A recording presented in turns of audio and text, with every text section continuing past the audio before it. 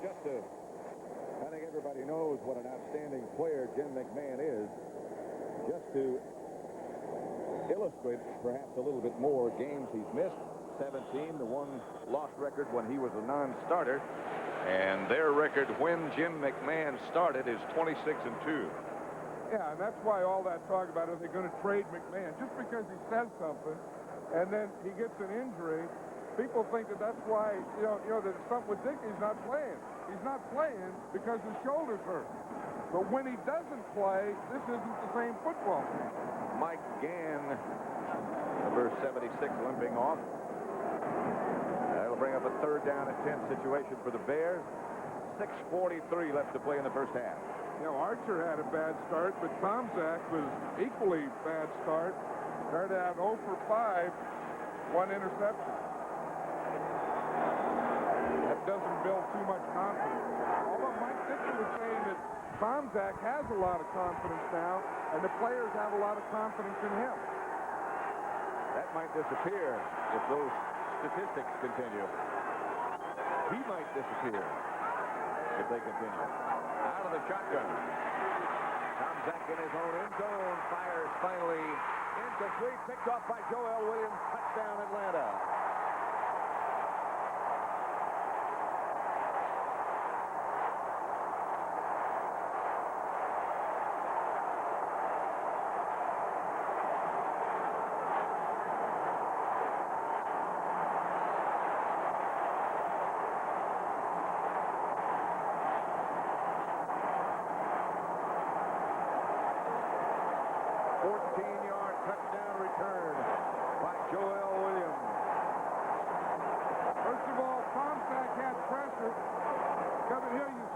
Pressure right up the middle. I think it's pressure from the outside. You see, he couldn't step up. His left foot had to go parallel. Then he didn't have anything on the ball. He threw it out there, and Joel Williams was right there. Rick Bryan and Tim Green applied the pressure. Joel Williams got it into the end zone, and Ali Haji Sheik makes the extra point, and it's 10-0 Atlanta. Watch the pressure that he gets on him, and he can't step up. See, they have the stunt on the right side. That Bryan is coming. He can't step up. Joel Williams has great coverage right there on Walter Payton. Gets the interception. 2 big plays for Joel. The first one, on the first interception, he was the guy that knocked Tomczak down. Wilkes got the interception. On that one, Joel got it. And it's 10-0 Atlanta with 6.5 minutes left to play in the first half. Super Bowl champions in trouble. There is the guy who's turned this Atlanta defense around, Marion Campbell. Yeah, and he's smiling, too, even as the official's smiling. I think that official is Al Jury. It is. Al's a highway patrolman. He gets you all week. Al Jury gets you all week, and then he gets you on Sunday. This is the only time he gets to smile. Yeah. There's what the package that Marion Campbell brought with him, 3 assistant coaches. And they have really solidified the Atlanta defense. I'll tell you, and then bringing those 2 experienced linebackers have helped us. We've seen big plays by those guys today. 2 All-Pro. Gentry starts from his own goal line. He had one of 87 yards earlier that was called back, and a flag goes down on this return. Scott Case, and now another flag. Gentry brought it back 27 yards, 2 penalty markers down. I think the world champion Bears are frustrated now. And I bet both of those penalties are against them. And I'd also bet that jacket comes off today. Soon.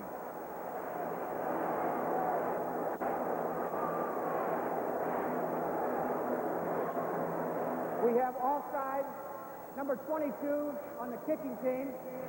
We have illegal block in the back. On the return, number 80. Penalties are offset. We will re-kick.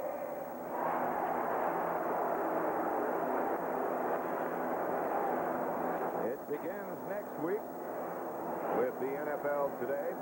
Of course, at 12:30 Eastern Time, Green Bay against the Bears.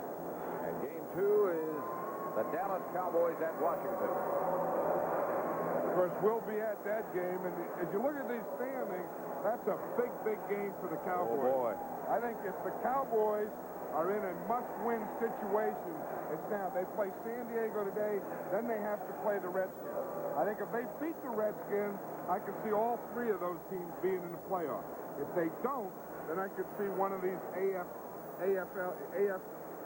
NFC Western teams being in it. That NFC West is really taking a shakeup with the emergence of the New Orleans Saints. The Falcons playing well. I think hockey kick goes again to Gentry. Gentry out to about the 28. The NFC West, of course, the 49ers revitalized with Joe Montana coming back. The Rams lead, but only by a half game. Then Atlanta and New Orleans. You know, it was interesting, Pat, this week, Bill Walsh was saying that he thinks that 10-5-1 will win this division. Of course, then he has to think that either his club or the Falcons are going to win it. They're the only team with a tie. And New Orleans leading St. Louis. The Saints have come of age.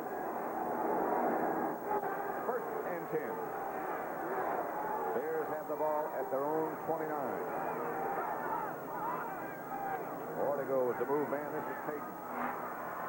Looking for room and not finding much, but as only he can do. Stopped by John Rady. Payton got 6. The Bears' first 4 possessions have not been all that good. Well, they really haven't established anything. I mean, they haven't established the forward pass yet. Obviously, they haven't established the running thing, and they're just kind of picking and choosing. They had one tough break against them, and that was when Gentry returned that kick 87 yards, and that was called back. They still have not made a first down. 2nd down and 4. Bears at their own 35. Payton in motion. Suey. Now they've made a first down. Casillas and Gann and Wilkes on the bottom of the pile. Doug Flutie has thrown 1 pass in the NFL. Mike Ditka said, as we talked to him yesterday afternoon, last night, that he would not hesitate to play Flutie. He would not play McMahon. Flutie has 25 plays that he wears on a wristband. He's ready with the wristband. Tomczak. Straight ahead is Walter Payton. A gain of 6 again. Rick Bryan on the bottom of the pile. You know, that's one thing, being an experienced team like the Bears and having played in big games. If you get behind 10-0 on the road, it's no big deal. You get an average team or a team that really doesn't know how to win, and they get behind by 10 on the road, the game's over. Willie Galt and Ortego both split wide to the right. 2nd down. It's Payton again. Walter gets enough for the first down. Casillas tripped him up, but a gain of 6. You know, with these 2 corners of the Falcons, Scott Case and David Prudip, the one thing they're vulnerable to is a deep pass. I think somewhere the Bears have to start thinking about or trying to get the ball to Willie Galt. Willie Galt with his speed. These guys cannot handle speed. And to have a guy like Galt just running around there and not threatening, I think they have to do it. Prudip is number 30. Case is number 25. Prudip goes with Ortego. Again, it's Payton. This time, only 3. You know who's doing a good job? Right there in the bottom of the pile there, 77, Rick Bryan. He's having a big day today. He was the guy that, you know, that got to Tomczak on the interception. We watch him over here. He's up there in the end of the picture, taking on a double team, holding in there, getting spun around, boom, pounding back in there, making the play. And that's a good man he's playing against, too. Yeah, that's a good battle. Rick Bryan and Jim Cover. 2nd and 7. Payton is this time comes in motion. And off to Suey. And Suey hammers down close to the Atlanta 35. Buddy Curry stopped him. But Suey got 8, and that's close to another Bear first down. In fact, it is. That's one thing the Bears don't do a lot is run their fullbacks or Suey. And I think Mike Ditka feels that he has to do it more. It's something you don't do, and then you're not sure why you don't do it. But you think you better do a little more of it just to make it easier for your tailback to run. Clock running with now, by the time they get it off, about 2:40 left in the first half. Falcons leading 10-0. Here's Payton. Left side for 2. Rady made the stop. I think this is a good spot to take a shot to Willie Gault. I think, second down, you've been pounding on him, you've been running him. Take a shot now to Gault. Let him run deep up the field or across the field. Test him, because if you hit it, you ring the bell. If you don't, you still have third down, and then you get enough for your field goal to kick your field goal. They may not get this off before the 2-minute warning. Tomczak. And they don't. 2 minutes left to play in the first half. The Falcons lead the Bears 10-0. Until this drive, they have totally dominated. When you want the rich, smooth, fresh taste of real draft beer in a bottle, ask for Miller Genuine Draft. The Miller with the black label. It's beer at its best. Families have come to us. They believe in liberty, Liberty Mutual Insurance. Our house is special to us, so we shopped around for homeowners insurance. Liberty Mutual gave us the right protection at the right price. We believe in liberty. America believes in liberty. Liberty Mutual Insurance. Introducing the limited edition Toyota 4x4s. They're loaded with extras, but you save money. Save on a chrome package. Save on sports striping. Save on sporty wheels. A chrome step bumper. Save up to $753. Save on a deluxe interior. AM/FM with cassette. And with Toyota's special factory-to-dealer incentives, you could save even more. Toyota, looking out for you by saving you money. When you want the rich, smooth, fresh taste of real draft beer in a can, ask for Miller Genuine Draft.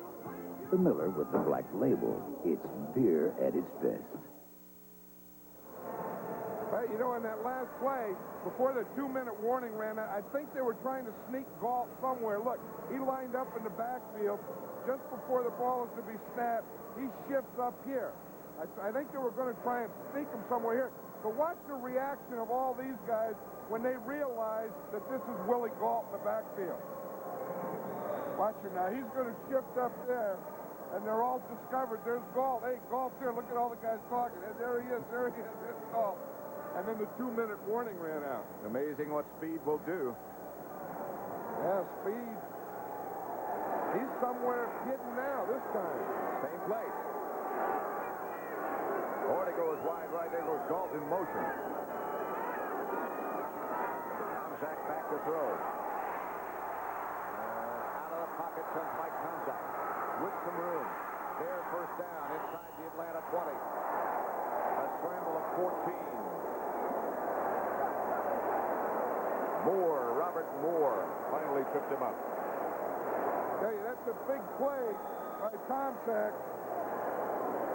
We'll see what he sees. You see, he has the motion, he has Gault. I think he was trying to go deep to Gault. But watch him here. We'll stop it here when we have to let it go. We'll see. See, the whole thing is rushing to the inside. Now he has room out here to the outside. And now we come back. 1st and 10 Bears at the Atlanta 19. Tomczak gives this time to Suey. He's got no room. Suey out of bounds. No gain. Brett Clark. Maybe he lost a yard. I think it's been so long since Matt Suey ran wide on a sweep. He looked like he had an indecision. He looked like he didn't know what to do. He hadn't run that play maybe since Penn State. He still looks like, hey, what are they doing to me? I know, the sweep. To me? You say that was supposed to go to the fast guy, not the fullback. That didn't look confused like me on a sweep? Nah, yeah. Gotta be kidding. Second down, he lost the yard, as a matter of fact. It's 2nd and 11, back at the 20. And Tomczak fakes to Payton, fires down, intended for Emory Moorhead, incomplete. Tomczak still has not completed a pass. Buddy Curry was the cover man coming up at halftime. Brent, Dan Deerdorf, and Conrad Dobler with scores and highlights from around the league. And also Don Coryell packs it in after a brilliant coaching career and tells our Will McDonough why he will not come back to coaching. That's all coming back at the head. See that they got those offensive linemen in there. That's good. We got Van Oud here. Great hair, 40 years old, still in those pits. We got McMahon sitting on the ball. Deerdorf and Dobler ought to still be playing. They're younger than Van Oud. That's true. I never thought about that. That was Payton in motion. A blitz. Tomczak gets it out to Suey, and he goes out of bounds. A gain of 5. Walter Payton with a good block up front. I'll tell you one thing, that I've always said about Walter Payton. We see Matt Suey here. Watch Walter Payton. I mean, he doesn't only carry the ball and catch it and throw it, but when the other guy does it, he blocks as hard for him as anyone blocks for Walter.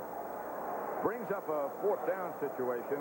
Kevin Butler with Fuller holding will go from 32 yards out. Falcons leading 10-0. He has made 16 consecutive field goals. Low snap.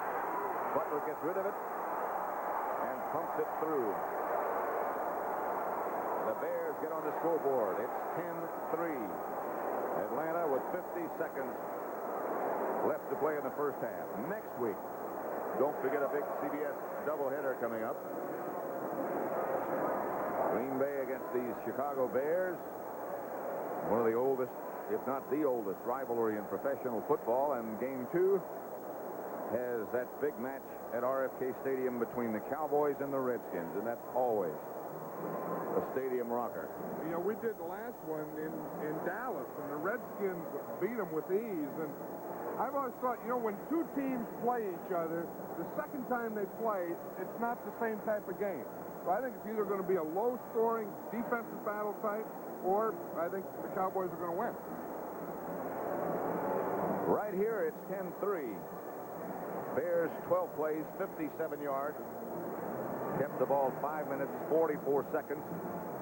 And Kevin Butler hit from 32 yards out to get the Bears on the scoreboard. It's 10-3. 50 seconds left to play in the first half. Think there'd be a possibility of an onside kick here? Well, they're meeting about something there. They have some talk going on. It looks like they're discussing something that's different from your basic normal kick.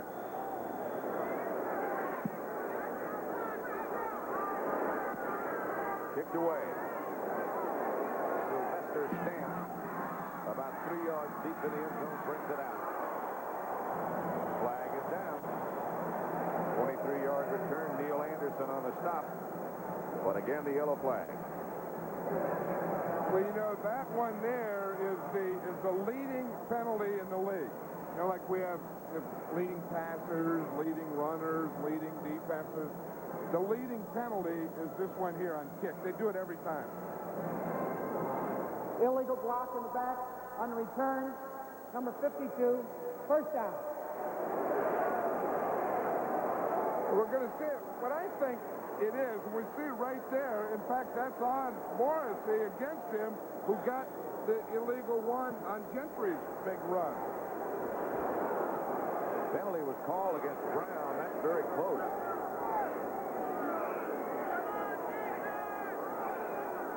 Schoner still the Atlanta quarterback. First and 10, Falcons at their own 8-yard line. Handoff is to Riggs. Riggs out of bounds, stops the clock. Dave Duerson knocked him out of bounds. Look at that penalty again. This is very close. Well, you know, it looks like his helmet, that's Aaron Brown, 52. Now, what the rule is, you have to have your head in front.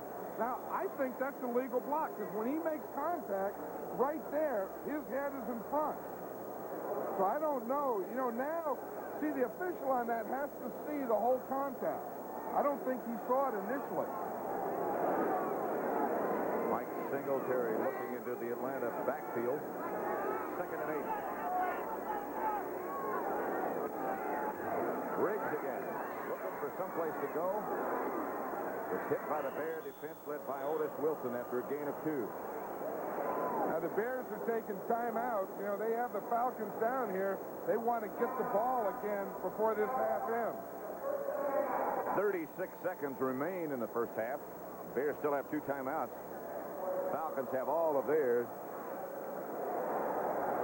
Well, I beg your pardon. Atlanta had used one, I guess, when Dave Archer came out.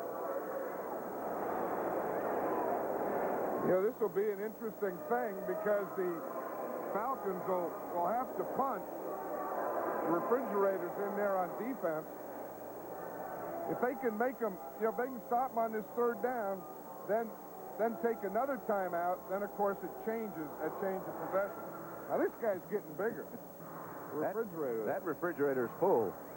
Well, you know, like they have those things that are myths or lies, like the check is in the mail, and you know, let's have lunch sometime, and you know, I never go under 55. Well, one of those is a refrigerator weighs 308 pounds. I'll guarantee you, he's been fine the last 2 weeks. He's been up to 340. And that's a trained body. I mean, imagine. I mean, he's working out every day to get there. You know, it's been a big week. The Perrys against the Hennings this weekend. Today it's the refrigerator against Dan Henning. Yesterday it was Dan's son against the refrigerator's brother. Middleton is the move man this time. Showing it back to throw, gets it outside Charlie Brown. First down, Atlanta. Bestie Jackson. Wilbur Marshall knocked him out of bounds, a gain of 9. Hey, that's a big throw for Schoenert because now the Falcons can just run out the clock. They're not going to get it again. See, they needed that first down.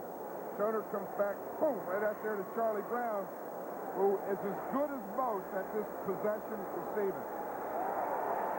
And now that's exactly what they're going to do. They're going to run out the first half, and that is the end of half number 1. The Falcons leading, and pretty much in sync as to what they had designed to do when they went into this game, and that was keep the ball away from the Bears, control it, keep Gerald Riggs a factor, and they've done that. Interception on a touchdown. That's the end of the first half. Score Atlanta 10-0.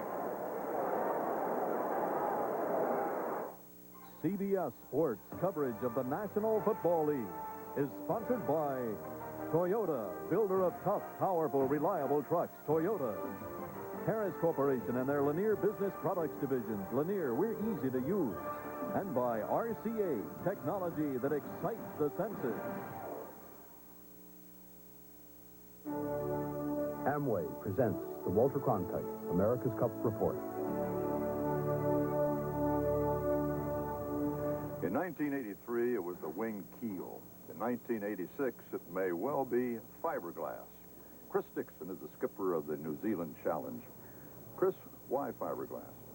Well, Walter, fiberglass, as opposed to aluminum, gives us a boat that is stronger for the same weight and the same weight distribution throughout the boat.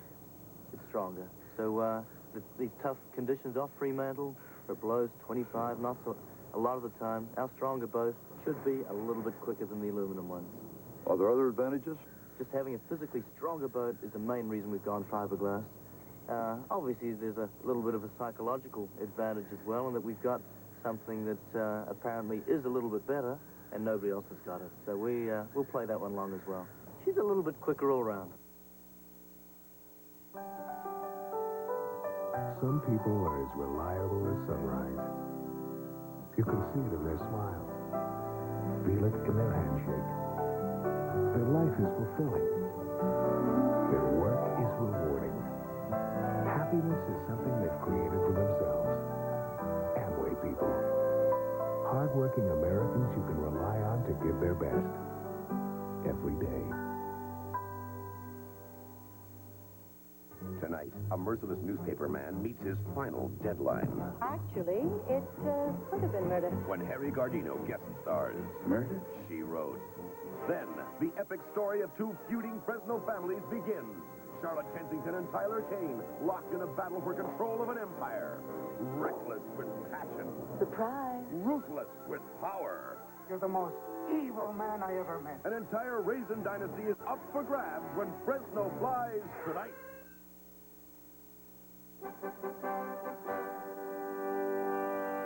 Welcome back to New York. I'm Brent Musburger, protected by the big fellas, Dan Deerdorf and Conrad Dobler. And I'll tell you what, Mr. Deerdorf, you think that Mr. Flutie's going to be out there soon. Well, if you look at the first half that Mike Tomczak has had, what else could you think? Ditka has said all week that he's not going to be afraid to play Flutie. I don't see any way that he can't. And Mr. Dobler, John Madden says you should still be playing. You're younger than Van Note.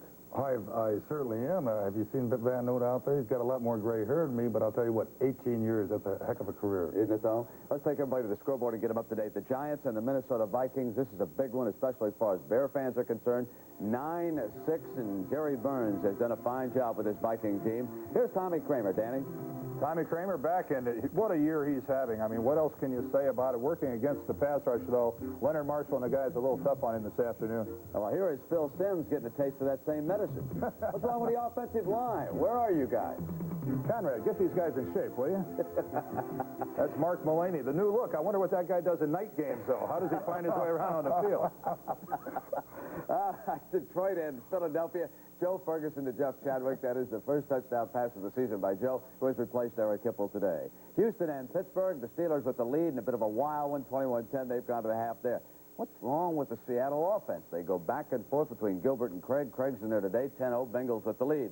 Tampa Bay and Green Bay, 3 touchdown passes by Randy Wright. That team will be in Soldier Field next week. Miami and Buffalo, number 24 for Dan Marino, doesn't matter. The Bills have put 3 touchdowns to the end zone, and it was Jim Kelly throwing to Butler for their third one a moment ago. New Orleans and St. Louis, Saints surprise team 10-0. They're at the half there. And Chicago and Atlanta, the game you're watching, it is 10-3. Falcons with the lead. We'll come back with Conrad and Dan. We're going to take a look at Don Coryell right after these messages from your local stations.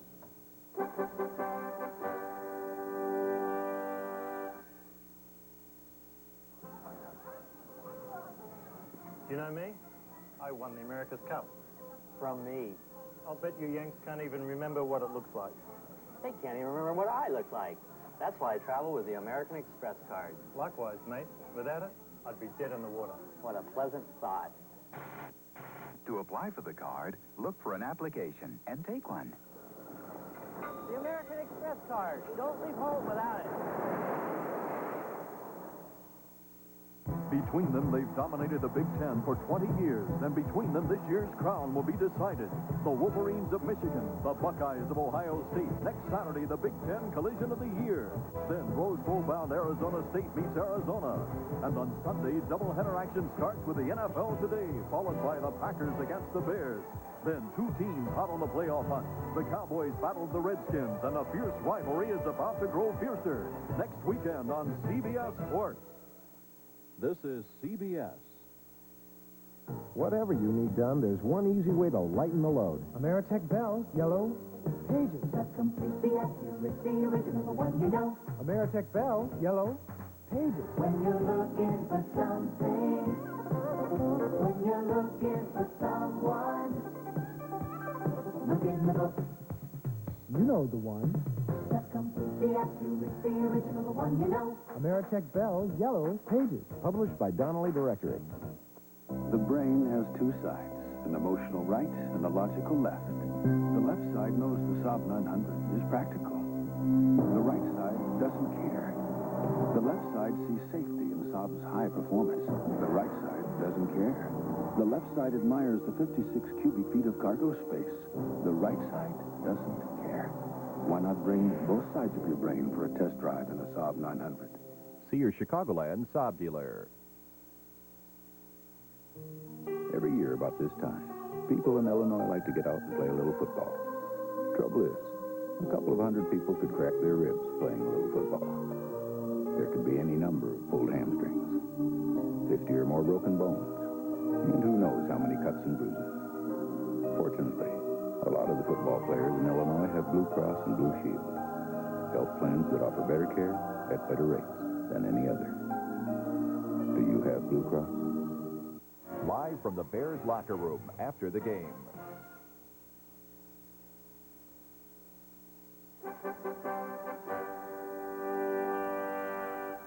While we're tracking all the action back here in New York, a reminder that San Diego plays Dallas a little bit later today. Now, the Chargers were once the most explosive team in pro football. They were known as Air Coryell. But 3 weeks ago, Don Coryell stepped out as their coach.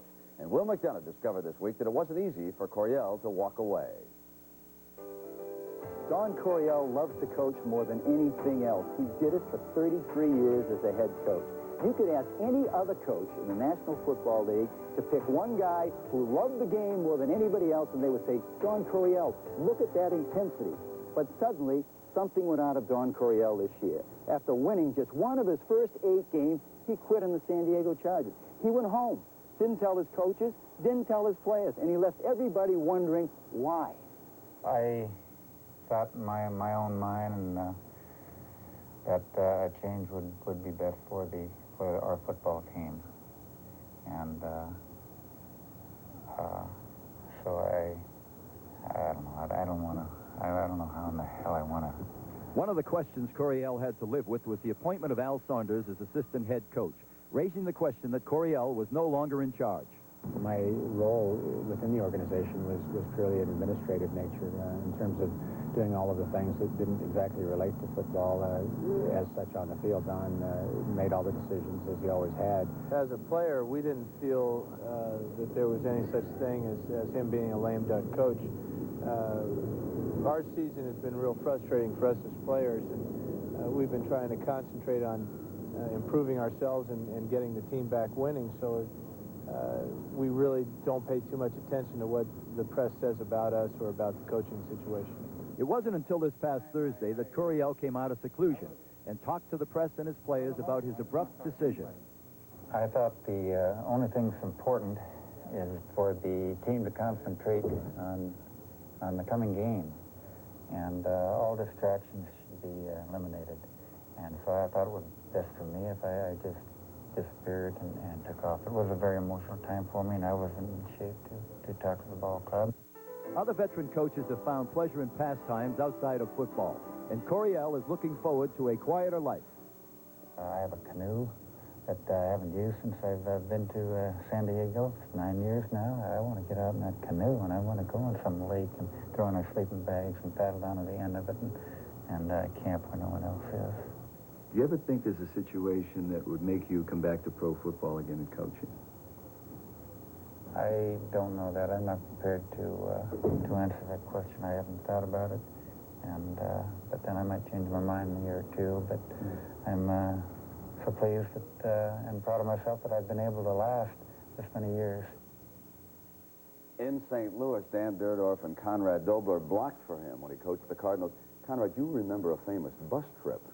We had a bus trip. We were on our way to Philadelphia to play the Eagles, and this bus driver kept missing the turnoff for the hotel. We went around the hotel about 3 times. Coryell grabs the bus driver by the back of the shirt and says, "Park this bus. We're getting out right now." The bus driver parks the bus in the middle of the freeway, gets out, tells Coryell to drive it himself. One of the assistant coaches, he has to leave the bus, calm Coryell down, get him back on the bus, get the bus driver to drive us back to the hotel. And it still took the bus driver 2 more passes before we got in. There were some memorable practices, too, Dad. Lots of memorable practices, but maybe the best was involving Conrad, if you can imagine that. In one of his daily fights, Don Coryell decides that he's going to, break these 2 guys apart. Now, you know better than that. Defensive tackle takes a swing at Conrad. Conrad ducks, and he hits Don right in the nose, broke his nose. We had another hour's worth of practice. It was the quietest practice you ever saw. One final thought about him, though. He was a great innovator as an offensive coach. And now let's send you back to the game you're enjoying here on CBS. And we're at an Atlanta's Fulton County Stadium, where the Falcons lead the Super Bowl defending champion Chicago Bears 10-3. And with me, of course, John Madden. John, the Falcons, I think if you had to design a game plan that you'd be comfortable with, this so far has been just what they hoped it to be. Well, I think it's exactly what they wanted to do. Control the ball, which they've done, and then play that solid Marion Campbell-type defense, make the Bears make the mistake. Now, all those things have happened so far in the first half. Of course, the one thing I'm sure that they didn't plan on was losing their starting quarterback, Dave Archer. We remember the play. Here it was. He gets hit twice here. The first one, he gets hit on that right shoulder right now by Singletary. Now watch, he comes off that, now watch 95 Dent. He gets him, so they both got him on that right shoulder. He has the shoulder separation, so of course Dave Archer won't play the second half. And of course we have Turk Schonert now at quarterback. Here's the key play, though, of the first half. I think this is a big one. Joel Williams intercepts Mike Tomczak's pass coming out of the end zone. He had a big pass rush on him. He couldn't step up. Joel Williams gets the only touchdown of the game. Let's talk now about the Bears situation. They have not been able to get anything going offensively. They got the 3 points, field goal by Kevin Butler. But Tomczak has had a frustrating day. Well, and of course, in the NFL, you have to be able to pass the football. Tomczak has only completed one pass. That was to Matt Suey. And I think with the speed of Willie Gault, I think they have to get the ball in his hands. They have to scare him with that speed. Of course, they would also like to get it to the tight end and Dorr to go and spread it around. When you're only 1 for 8, there's not a lot of guys catching balls. Really not. And, of course, there's always the possibility, you know, that Jim McMahon is not going to play. But there is the possibility, of course, that we might see Doug Flutie in the second half. We'll just have to wait and see. Atlanta leads Chicago then at the half, 10-3. We're not a company. But no company has more pride in what they do. Or more pride in how well they do it. We offer you a meaningful and fulfilling future. One that goes far beyond the ordinary. One that brings with it the respect and admiration of Americans everywhere. We're not a company. We're your country. We're the Air Force. The Marines. The Army. The Navy. We're the Armed Forces. It's a great place to start. I own a PC and a VCR, a condo on the beach, and my own company. But I don't own a car. I lease with GMAC. For me, leasing was smarter than buying. It's just good money management. Since I worked out the terms with my GM dealer, I can pay less each month. It was easy. Now I've got the new car I want, and leasing frees up my money for other things. GMAC Leasing, only at your GM dealer. For you, it just might be smarter than buying. Many people. We made it. Our first real deal. Now, if we can just make our flight. You're hot. You're hot. We got red hot cars. We got a red hot crew. We got super value rates. We try harder to. Avis, we're red hot for you. And how good a deal did we get on that car? When you're hot, you're hot. Avis, red hot. Even though you faithfully pay your premiums, why do some insurance companies make you feel so guilty? I had an accident. You have an estimate, 2 estimates, 3 estimates, and a note from your mother. My mother? Leave it to the good hands, people. In most cases, Allstate will give you a settlement on the spot without 3 estimates or a note from your mother. How do we know it's her writing? You're in good hands with Allstate. A member of the Sears Financial Network. CBS Sports coverage of the National Football League is sponsored by U.S. Armed Forces. It's a great place to start. Mercedes-Benz, engineered like no other car in the world. And by Magnavox, developing new technologies for your entertainment. Nobody puts it together like Magnavox. Pat Summerall, John Madden at Atlanta's sold-out Fulton County Stadium, where the Falcons lead the Bears 10-3. We start the second half. Atlanta kept the ball 20 minutes and 49 seconds in the first half. The Bears 9-11. Ali Haji Sheik out loosening up to kick off. And there is who at one time was one of the best all-purpose, best backs, best players all the superlatives. William Andrews hurt his knee in practice last week. You know, I always thought that, you know, if I could take a running back the way I used to coach and the types of team I had, when William Andrews was healthy, he was the guy that I would want. You know, he's not all the way back, obviously. He hurt his knee again in practice last week. But to get to where he can just walk around as he is, much less run or play, is a remarkable achievement. He really worked.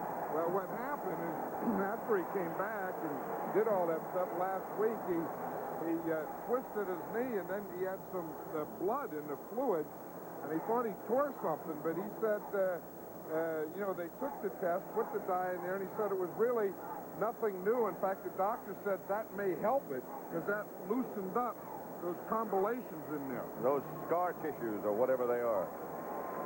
Dennis, Gentry, and Sanders back deep. Marion Campbell, the Swamp Fox, ex-head coach here, ex-head coach at Philadelphia, former Georgia player, former All-Pro defensive tackle. He's just a coach. Just a coach. Yeah. You know, I mean, you see him, he's always coaching. I mean, they come out, the kickoff teams out there, Swamp Fox is coaching. To Gentry right in the corner. Gentry is cut down at about the 11-yard line. Robert Moore makes the stop. Good kickoff by Ali Haji Sheep. Halftime statistics. Falcons have 88 yards on the ground, and Bears 64, but look at the passing yardage for both teams. I think we're seeing what an NFL game would be like if you can't pass the football. I mean, that's the most important ingredient in NFL is the quarterback. And when you don't have one in the games, I mean, a real top guy, this is what you get. This is the product. 10-3 Atlanta leads. That's Walter Payton in motion.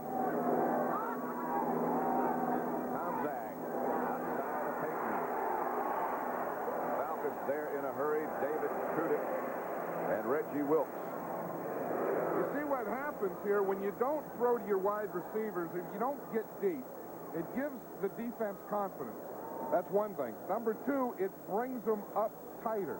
And pretty soon, they start squeezing everything you do. And that was just an example. I mean, they throw one out there to Payton, you know, there's 5 guys right on him. We've said, John, so many times, even if you don't complete a defense, air it out once in a while. Let them think about it at least. Loosen them up. That's Payton again in motion. Tomczak back to throw, chase, and hit. He's got his tight end, Henry Moorhead. And Moorhead is off to the races. Moorhead inside the 10, knocked out of bounds at about the 3, finally by Robert Moore. Loosen him up. That's what you got to do, air it out. Who would have thought the guy would be Henry Moorhead, the 10-year veteran? I think when you get linebacker coverage, you see they let him go. He went through free. He got one hit by a linebacker. The safety that was coming over, Payton fell down, and then Moorhead got the big play.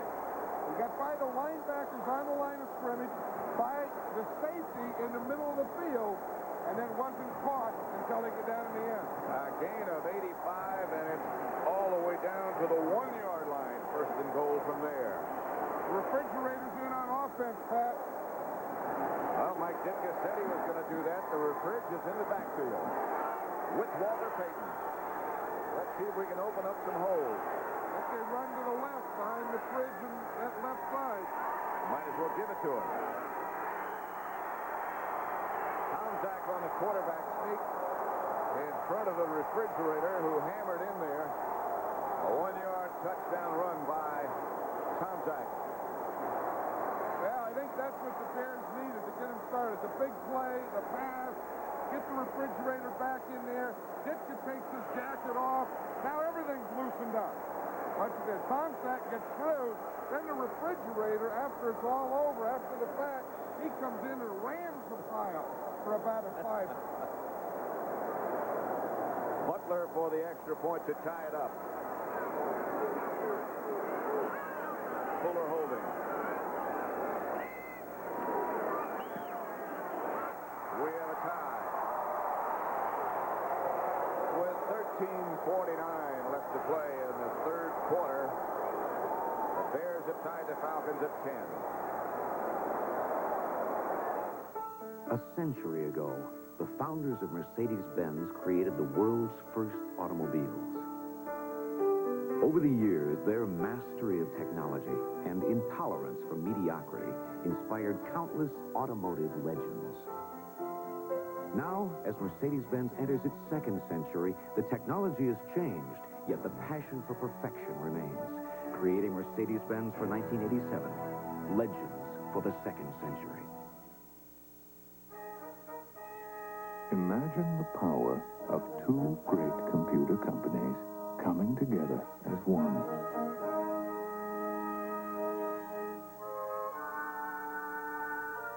Resources not just doubled, but raised to the power of two.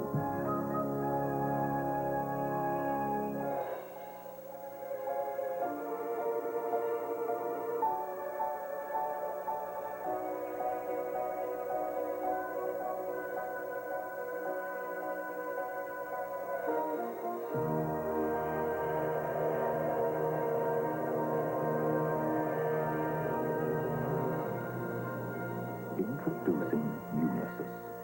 True competition in the computer industry. And a single winner will emerge. You.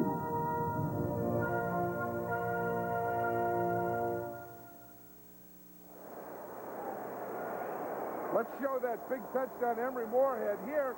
He gets away from the linebackers here. That's number one. And we'll watch that. You see, now watch him out there, the tight end. Comes off the line. See him get beyond the linebackers right here. Okay, now he's wide open. Now watch here, number two, stop it. The safety falls down. So that, the first thing got by the linebackers, that got him one, then this gets him two, and then, of course, that's how he got down there with the big play. 85 yards Moorhead went, and that's the longest in the NFL this year. Who would have thought it would be Mike Tomczak to Emery Moorhead? I wouldn't have. Sylvester Stamp downs it in the end zone. Butler's kickoff. Next Saturday, don't forget again that CBS Sports will bring you a doubleheader day of college football. Michigan, Ohio State in the first game at noon Eastern time. The winner goes to the Rose Bowl. And then Arizona against Arizona State. The Sun Devils are already in the Rose Bowl.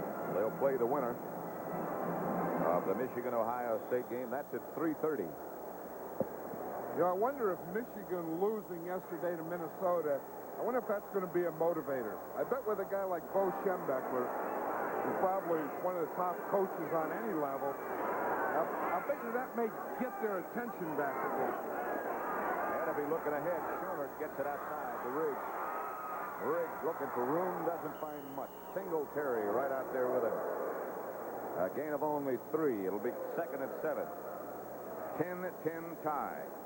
Here's what it's like down in the pits. We see John Scully there.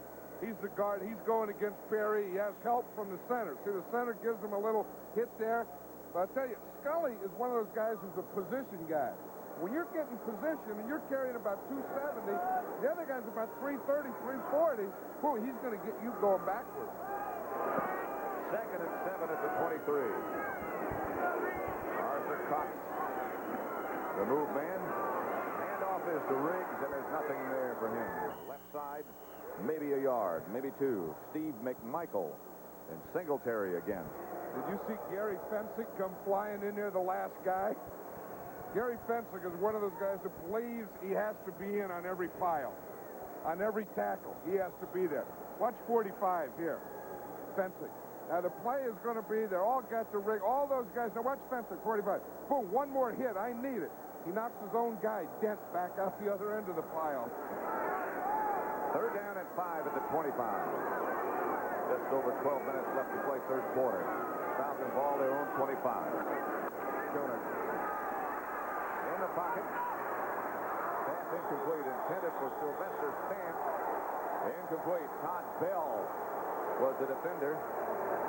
Got his arms up when Stamps looked back. I think what the Atlanta coaches were saying is that Todd Bell face guarded. That he wasn't looking, that he was trying to get it. See, that's what Henning's saying through the hand, face guard. Officials don't call face guarding much anymore. No. Illegal hit in the back, they call. Oh, a lot. Leads the league. Number one, number uno. Donnelly. Back deep is Lou Barnes. Donnelly will kick from about his own 10. Donnelly is for Barnes at the 35. Good kick. Barnes chased all the way back to his own 21. And down quickly is Aaron Brown again. He made the first contact and hurt himself.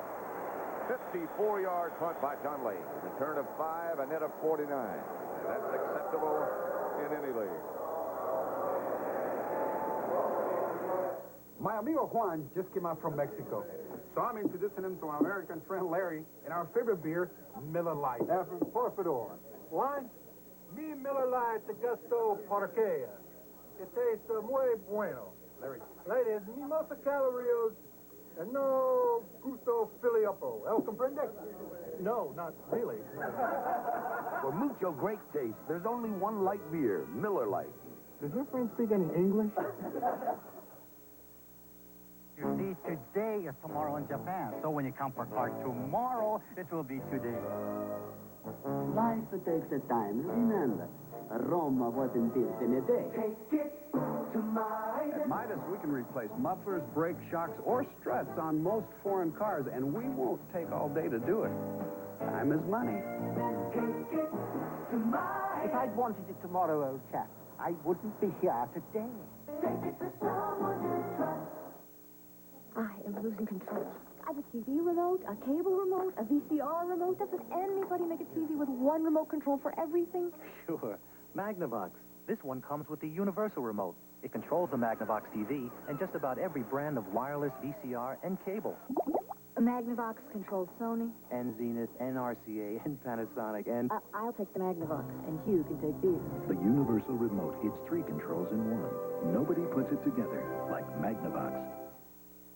The battle for the conference crown. The Wolverines of Michigan, the Buckeyes of Ohio State. The Big Ten collision of the year kicks off a doubleheader next Saturday on CBS Sports. Watch what happens on these punt things. Here's Todd Bell running down. Watch him hit Sylvester Stamp and just knock both feet out of the air. Watch him just explode right there. Boom! Look at that hit. I mean, that's something like Joe Frazier and those guys used to do. I mean, that just knocked the feet right out of the air. That doesn't even look like fun.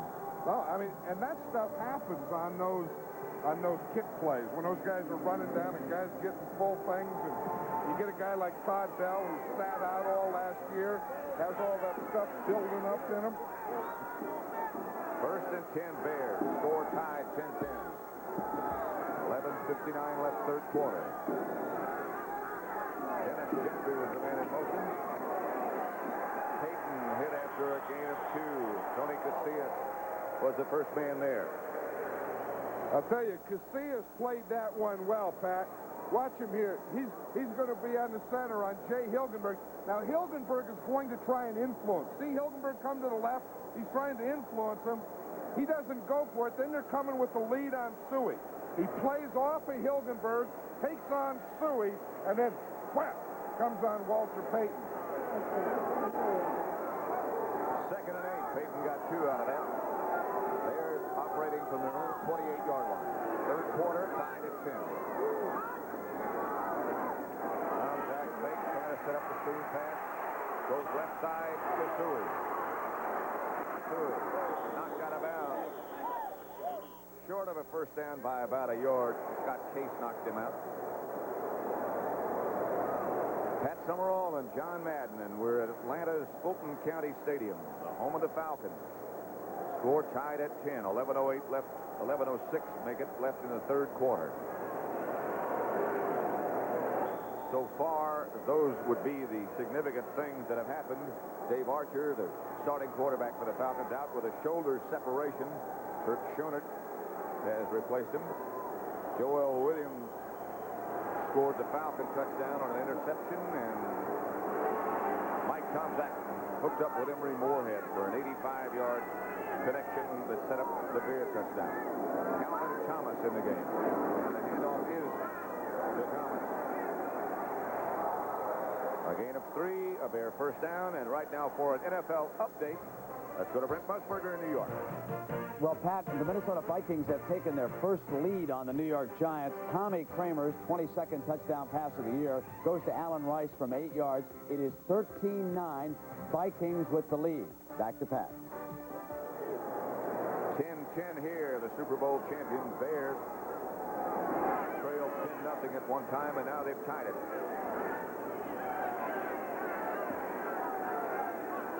Colbert, that's a hockey pad he's got underneath all of that tape and what have you. Tomczak is grounding. I think they're going to say he was in the grass, but now they don't. Joel Williams on the big rush. Well, that's a rule I don't understand yet, is in the grass. Now, he looked like he was in the grass. They didn't call it. I don't know that rule. Sometimes they call it. I don't know where they get the call. And like that, they don't call it. And Joel Williams has him there. He spins him around. Of course, if there's no whistle, he's not in the ground. There's nobody out there to catch the pass. Yeah, I think there has to be something. He either threw the ball away, grounded it, or he was in the grass. There has to be some kind of call. The fans agree with you. 2nd and 10. Bears at their own 38. Tomczak back to throw. Plenty of time this time as Willie Gault at the Falcons 35. A gain of 27, a Bear first down. Well, that's what they had to do. That's what we're talking about. You have a guy like Willie Gault, that's the first pass that he's caught all day. They have to get the ball to their wide receivers once in a while. Here we're going to see it. You see? Good pass protection. You see how it opens those lanes for him? You see he can see, plus he can step up and hit Gault on that end. Mark Forts, number 62, limped off. Of course, that'll get Kurt Becker in the game. Right. Mike Ditka feels he has 3 guards of equal ability.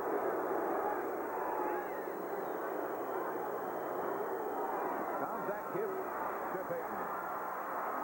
Payton bent backwards after he gets to about the Atlanta 30. Brett Clark stopped him after a gain of 5. Yeah, we talked about Mike Tomczak in the first half he had where he completed only 1 pass out of 8, 2 interceptions. In this half, he's completed 4 out of 5 for 120 yards. What a difference a halftime makes. A pep talk or something from Mike Ditka. Willie Gault comes wide to the left. Ornego wide right. Gentry is the wide receiver on the right. Suey the ball carrier. He gets down to about the 25, a pickup of 4, about a yard short of a first down. Green Bay shutting out Tampa Bay 24-0. And they'll play the Bears next week. Mark Forts. Left knee, looks like.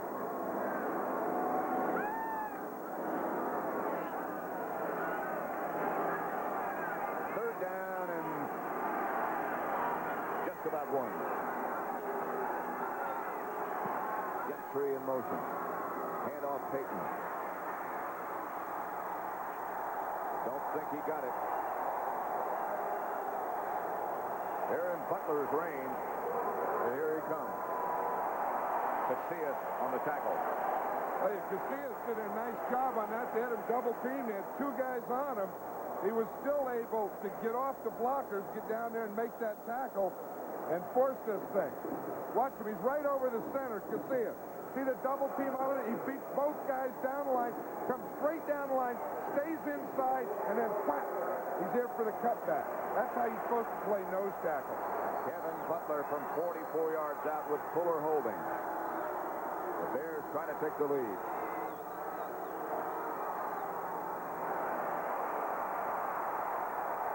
Butler's kick is good. Hit the upright and popped through. 13-10. 7:09 left third quarter. It began as a new way of thinking about the relationship between the automobile and the road. It evolved into an automotive suspension system like none before. The Mercedes-Benz multi-link independent rear suspension system. 5 individual links per wheel precisely interacting to achieve handling stability as never before. Helping to make the 300 class the most technologically advanced automobiles in Mercedes-Benz history. Oh, gee, Da Vinci, you look wasted. I've got to present the helicopter, the spiral staircase, and the parachute by 10 o'clock. I'll never get it together. Lenny, relax. We'll make it look great with this Xerox desktop publisher. The workstation lets you create graphics and mix them with words. Then, the laser printer prints everything out laser perfect. Eat your heart out, Gutenberg. Desktop publishing from Team Xerox. It brings out the genius in you. What was that? The boogeyman. From the Black Lagoon. There's something out there. Don't worry, as long as the lights are on, we're fine. What do we do now? Run for your life! It's time to change your light bulb. Philips Longer Life Square bulbs last 33% longer than ordinary round bulbs. 2 teams hot on the playoff hunt. The Dallas Cowboys face off against the Washington Redskins, and the fierce rivalry is about to grow fiercer next Sunday on CBS Sports.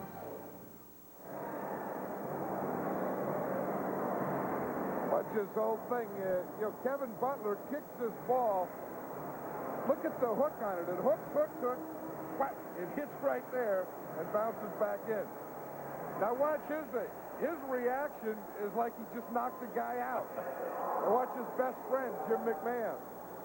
He does what do they call this thing? Pirouette. Yep, right. Pirouette. I don't know if you call that a pirouette. Yeah, that's a good pirouette. Stamps comes out of the end zone behind an Atlanta wave of rockers. And the Bears are down quickly. Morrissey. Now for an NFL update, let's go back to Brent Musburger in New York. Half pirouette. That's a ballet move that the coach is talking about. Hey, look at this big interception. Phil Simms, Isaac Holt, formerly the star from Alcorn State. That's his 6th interception of the season. He takes the Vikings out of a big jam. They're still ahead, and let's go back to Pat. That's a big game for both of those teams. Here, the Bears lead the Falcons 13-10, 7:01 left third quarter. Atlanta ball at their own 16. Turk Schonert, the quarterback, after David Archer was injured, separated his shoulder. Hit by Denton Singletary. Schonert on first down. A cross incomplete to Floyd Dixon. Mike Richardson on the coverage. A gain of 10. That'll come close. There's a flag. I'm sorry. And Mike Ken, I saw him on that play, hold Richard Dent. I don't know if that's what they caught. But I'll tell you, Dent was putting a lot of heat from that backside of Turk Schonert. And I could see it from up here. Of course, I find, you can't complain about officiating. Holding. You can't? Offense. Number 88. Replay the down. First down. Ball against Arthur Cox. That wasn't the one I saw. Here's the one I saw. Let's see if we can see it. It'll be right there. Oh, it was Wisenhunt that was holding. You see him? You see him holding Dent? I saw someone holding Dent. Look, he's darn near pulling his jersey off the shoulder pad. I thought that was Ken. First and 18. 6:20 left to play third quarter. Handoff Riggs. Riggs out of bounds. Singletary was the first man there. Otis Wilson also. A gain of 5. I think it's interesting, Pat, that the Falcons' game plan is really to mess with Richard Dent. They're running at Dent. They're running the bootleg. Of course, Archer got hurt on a bootleg trying to influence Dent. They ran a reverse on him. They're doing everything to that side, thinking that's the most reckless side. I suppose that's because he is so reckless, so active. They think they can maybe take advantage of that. Yeah, but I think he's too good to do it more than once or twice. Well, let's what he keeps telling them. Second down, 13. Flags again.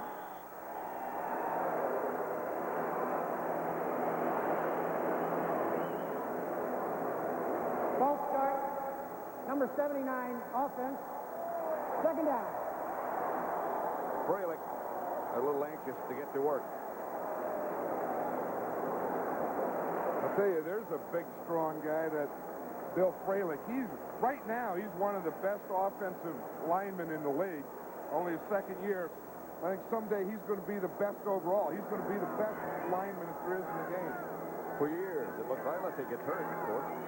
There's always that. I mean, that's big. That's real big, this game. Second and 18, Charlie Brown. Split wide to the left. Schoner.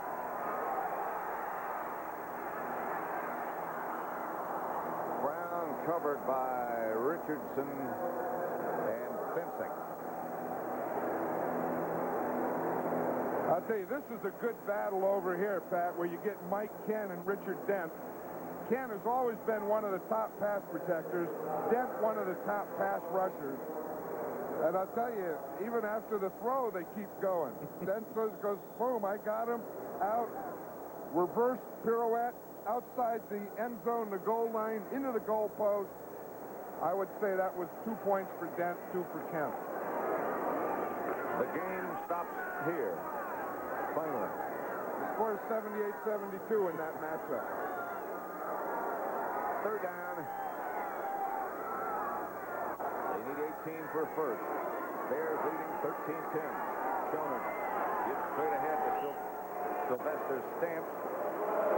McMichael on the stop. A gain of 5, and the Falcons will have to punt. Now there's a little after the play. William Perry involved. Against Brett Miller, that would have been a good one. Miller's a big 300-pound guy, and the refrigerator, they could really bump things in there. They might knock some holes in the field. I'd like to see one of them throw the other over the top ring post.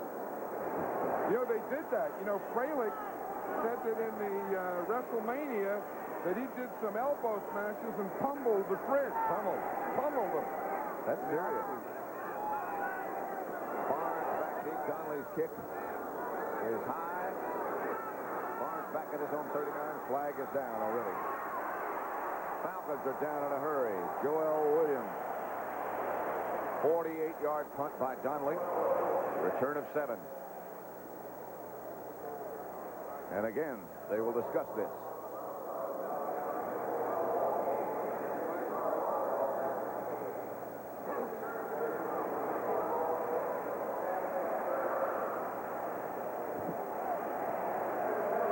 This referee's having a tough time. He said against the Falcons, and he changed against the Bears, and through all of it, he forgot to turn on his microphone. Look, these guys got wires and stuff going in them. They got a lot to think about. I know, and then he didn't turn on the mic to say it. Well, he's not through yet. Oh, he got some more. He already gave 2 signals, one against the Falcons, one against the Bears. Now you'll get it straight. You sure? Yeah, it's against the Bears. That's what it is, straightened out. Well, there's somebody else in the act.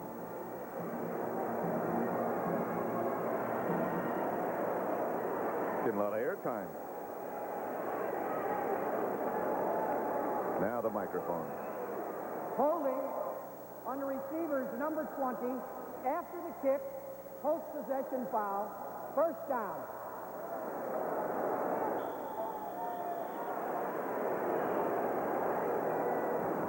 There it is, right here in the sideline. We see it right up there. There's the holding right there. Oh, that's a step further. I mean, that's close to molestation. Close to molestation. We'll use that again. 13-10. The Mercedes-Benz Driving Simulator, a laboratory that moves, Computerized hydraulics producing realistic driving forces. Computerized projectors creating a lifelike driving world, allowing engineers to analyze the responses of ordinary drivers in extraordinary moments, duplicating any driving situation in total safety. Mercedes-Benz continues to learn the secrets of automotive science, and the automotive world continues to learn from Mercedes-Benz. When I played football, they called me a troublemaker. But really, I'm just a nice guy who likes to watch a game with a Miller Lite. I see you drinking light, too. Yeah, it tastes great. I agree. But he drinks it because it's less filling. It tastes great. Did you hear that? It's less filling. Pretty strong words. It tastes great. Less filling. Tastes great. Less filling. Tastes great. There's no argument. There's only one light beer, Miller Lite. Is that a light beer you're drinking? Yeah, it tastes great. I agree, but that's not what he said. Who has transformed video cameras, making them more compact, simpler, more colorful, more fun? Who? RCA, with the new Pro Wonder camcorder, the camera and recorder that uses standard VHS cassettes plus solid-state technology for brighter, more colorful memories. Pro Wonder. If you settle for less than RCA, that's exactly what you'll get.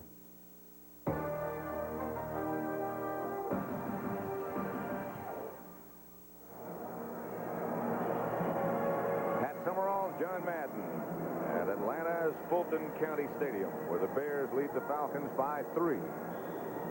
Total yards, and it has really turned around in the second half in favor of the Bears.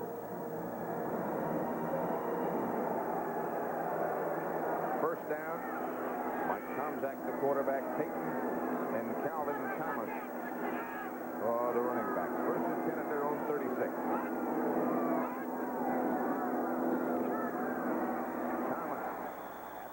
Scrimmage.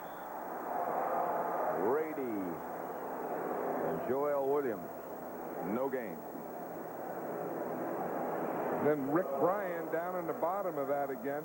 You know, he was saying that, you know, the Falcons hadn't had sacks in 3 games. And Bryan was saying the other day he started thinking about it. Everyone's talking about it. And he used to wear a neck brace. He just said, whoop, he just took off the neck brace. He said, I'm not going to wear that. That slows me down. And I don't know what he was like before, but he looked very active today to me. Second down at 10. Comes back in a throwing situation. Moorhead on the move. Going deep for Moorhead. Robert Moore was the Atlanta defender. Moorhead had a step or so. William Perry. Got to be a strong bench. Now, those guys are his brothers. I mean, the one in the middle that's bored with this whole thing looks just like him. Look it in the face. The other appliances. I'll tell you, how about having that group for Thanksgiving dinner? There's nothing wrong with your screen, your picture. It's just blocked out at the moment. You know, he's having trouble holding those pants up. You ought to put some tape around him because all day he's been tugging at those things. You ought to apologize to him.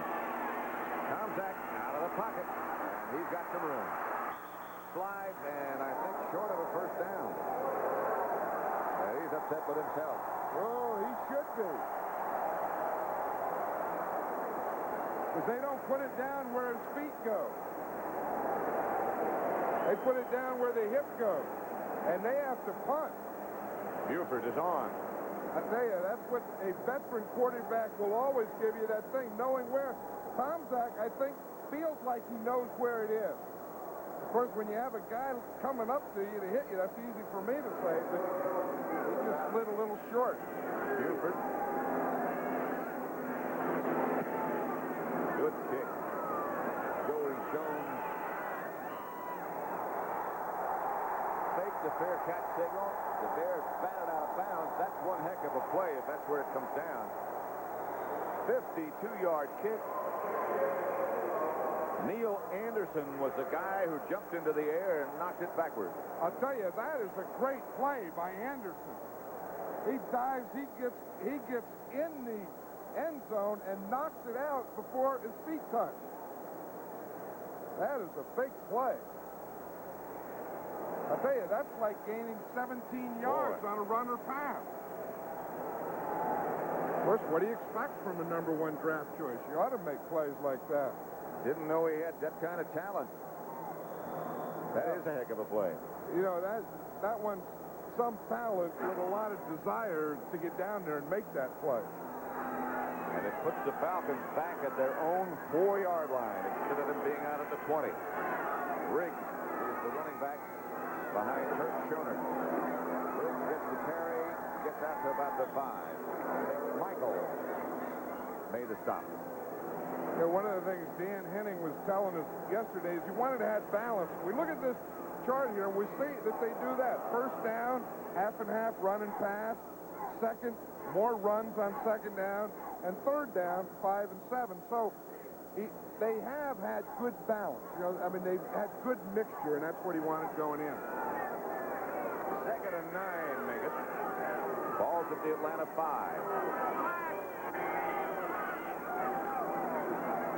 Riggs again, left side, lunges for maybe 3. Finsick.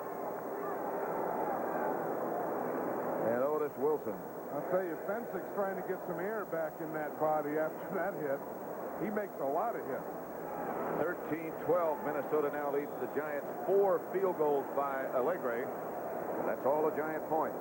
I'll tell you one thing. Wherever the ball is, Gary Fensick smells it and wants to get there. Watch 45 there. He's the first guy there. That was some jolt.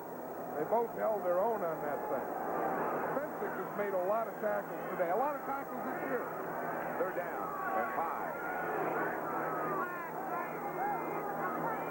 Here comes the fair blitz. Outside, they get it to Riggs.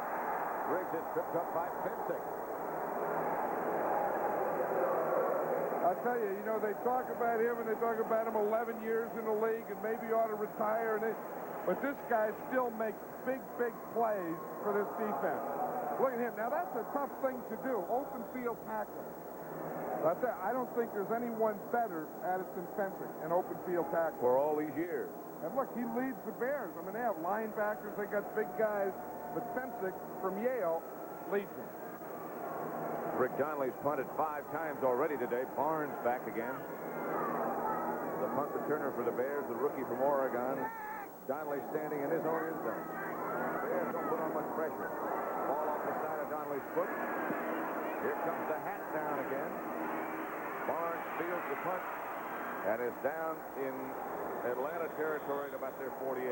Reggie Wilkes made the stop. But again, the hat was down on the sideline. And let's see.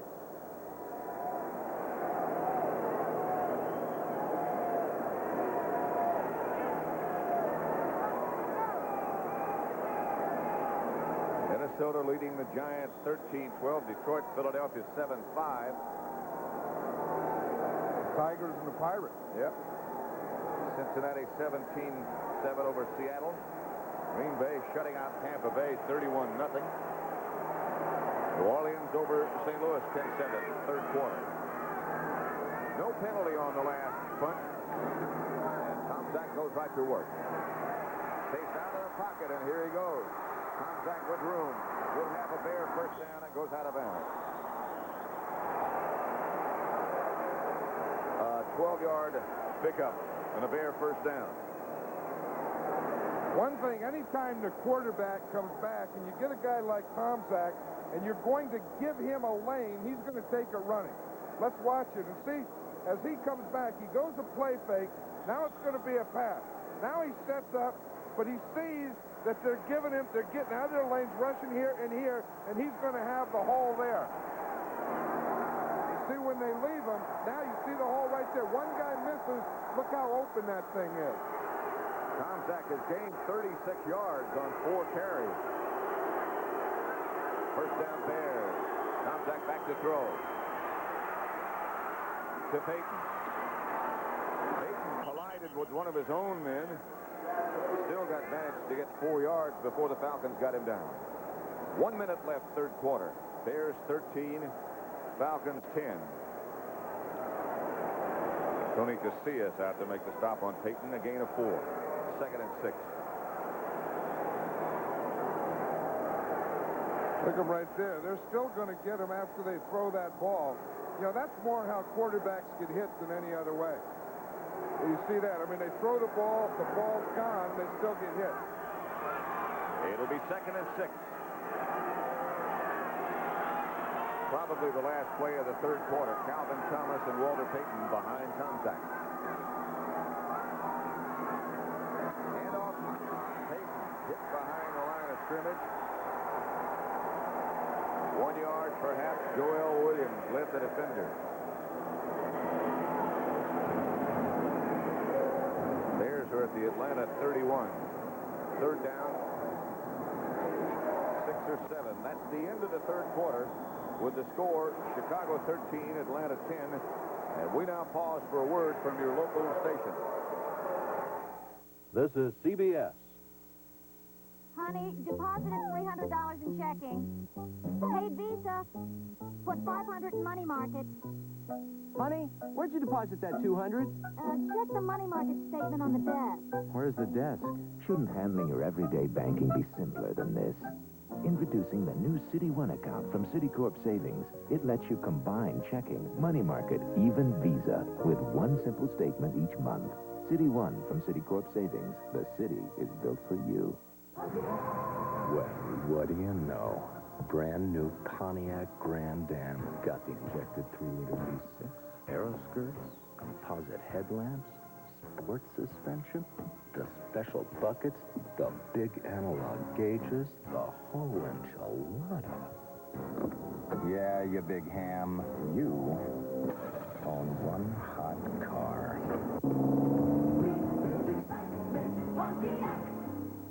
This season, the NFL is using Sony video equipment, Betamax and Trinitron in nearly every phase of its operation, even to help settle certain controversial calls. Betamax, with its sharp picture and super slow motion, and the legendary Trinitron TV. Now, you too can make the same call the NFL made and choose Sony. Sony, the one and only official video equipment of the NFL. Available at Video King, all locations. Live from the Bears locker room after the game.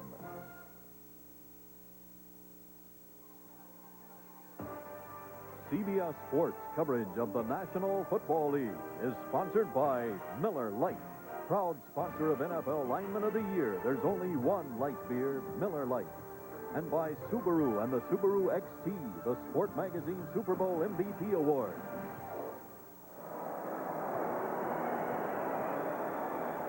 One more quarter to go. Pat Summerall with John Madden. The Bears leading Atlanta 13-10. As the refrigerator girl, there are Bubba F. Bubba F. Third down. They need 5 for a first. Handoff is to Gentry, and Gentry, before he is stopped by Brett Clark, gets inside the Atlanta 20 down to about the 16. First down, Bears. Well, that was a trap. We're going to see the right guard pull. You see the right guard pull to his left. Get a trap out here. Gentry runs inside the trap and gets the first down. That was a good trap. That was Tom Thayer pulled to his right. You know, an interesting thing, Tom Thayer, who just made that trap block, his sister's married to John Scully. Yeah, right. That's it. The guard of the Falcons. So the two guards in this game that are related. So who does she pull for? Ortego in motion. Back to Payton. Payton. Ball was loose, and the Falcons think they had it. They do have it. Atlanta takes over. They still trail by 3, but it could have been more. Casillas. I'll tell you, Walter Payton lost that ball before he got hit. Looked like he was trying to switch it or move it, and the ball just went out of his arms with no contact. Walter's shaking his head. That's one thing you don't see much is a Walter Payton fumble. That's so true. And I think when you do see it, it has to be one like that, a freak fumble. When he's trying to swap hands, that's Just exactly. watch it there. Yeah, he was trying to move it to his left hand, or the other hand, just boom, it just dropped out. Falcons take over with Kurt Schoner, the quarterback. It's to Riggs on first down, and Riggs gets outside the 15 to about the 16 before he is picked up by William Perry, but a gain of 5. Steelers over Houston 21-10. Cincinnati over Seattle by 10. Morton Anderson just got a field goal for New Orleans. They lead St. Louis 13-7. What has happened to Seattle? I'll tell you, I think it was that whole quarterback thing. Remember when David Craig, started, then he kind of went in a slump, and then they started a rookie and then back, and they just don't have the offense. Second down and 5, 17. Schoner to Cox. Pass picked off by Richardson. Behind Otis Wilson. Wilson gets a good block, a crushing block, and Richardson gets it back to the Atlanta 16. William Perry also got the good block. I tell you, the Bears used their old Bear defense. They only had 3 guys back. Pensick was up like a linebacker. Watch Richardson. He's the outside guy. He was playing a zone.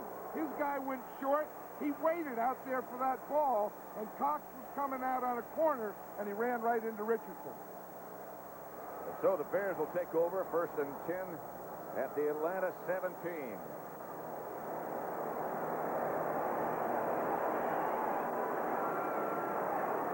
Tomczak, the quarterback. He has Suey now and Payton behind him. And off Payton. A gain maybe of 2. Let's watch what is zone and how Richardson got that interception. He's here. His guy's going to go short. This guy's coming here. When he goes short, he just drops off and waits out here and picks it off. Now watch Richardson. He's the outside guy. See, his guy goes short right there. But he just keeps going. He looks inside, sees the ball, gets the interception. That's a good alert play. Second and 8. Payton got 2 on the first down. Bears moving from the Atlanta 14. They lead 13-10. Tomczak. Suey. Down at about the 11 by Buddy Curry. Gain of 3. It'll bring up a third down situation. Jim McMahon says, I'm tired of watching. I'll tell you, he's a competitor. And, and anyone that thinks that he isn't, there's no one that wants to play more than this guy. I mean, he's had his run-ins, he's had his things, but I'll tell you, he wants to play. He doesn't want to be sitting on that ball on that hat. He wants to be out there. People think that, he doesn't want to play. He wants to be traded. That's a bunch of baloney. He wants to play. He wants to play today. He wants to play for these Bears. He threw Friday, threw yesterday, threw in pregame today, and said, it feels pretty good. Hilgenberg looking back. The Falcons have got everybody up on the line of scrimmage. Now they back off. Incomplete. Woolley Galt, the intended receiver. James Britt, number 26, was back with him. I don't think I ever saw a defense like that. Well, everybody on the line. Let's take a look at it. Here's the defense, but like you said, all 11 guys right up here. No guys back here. He sees it. Boom. They try and go up there, but they don't get it. See, they got all 11 right up on the line of scrimmage. Then he says, well, if they're going to do that, I better go to Willie Galt. I think Willie could have caught that ball. Looked like it hit him in the shoulder pad. It was a possible 28-yard field goal coming up from Kevin Butler.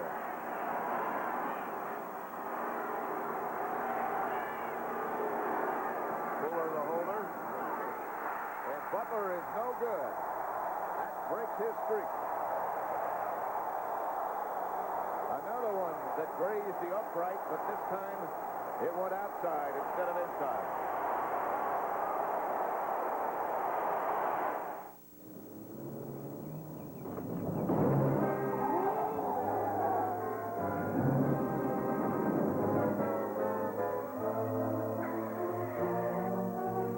If your present car isn't giving you the traction you need, why not look into the #1 four-wheel drive car in America at your Subaru dealer? Subaru, inexpensive and built to stay that way.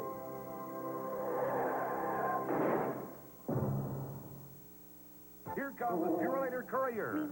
There goes Purolator Courier.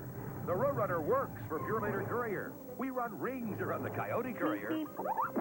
Sending something from city to city? Never fear. Use Purolator Near. Got a cross-country rush? Be a star. Use Purolator Far. For overnight delivery, call the Roadrunner at Purolator Courier. Dial 1-800-BEEP-BEEP. Your package is just a beep-beep away. Man, skiing sure is fun. You run into lots of nice people out there. Yeah, we ran into Corky yesterday. That's for sure. And afterwards, there's nothing like a warm lunch. Well, see. And a cold indoor light. Light really tastes great. And it's less filling. And us hot doggers don't like to get filled up.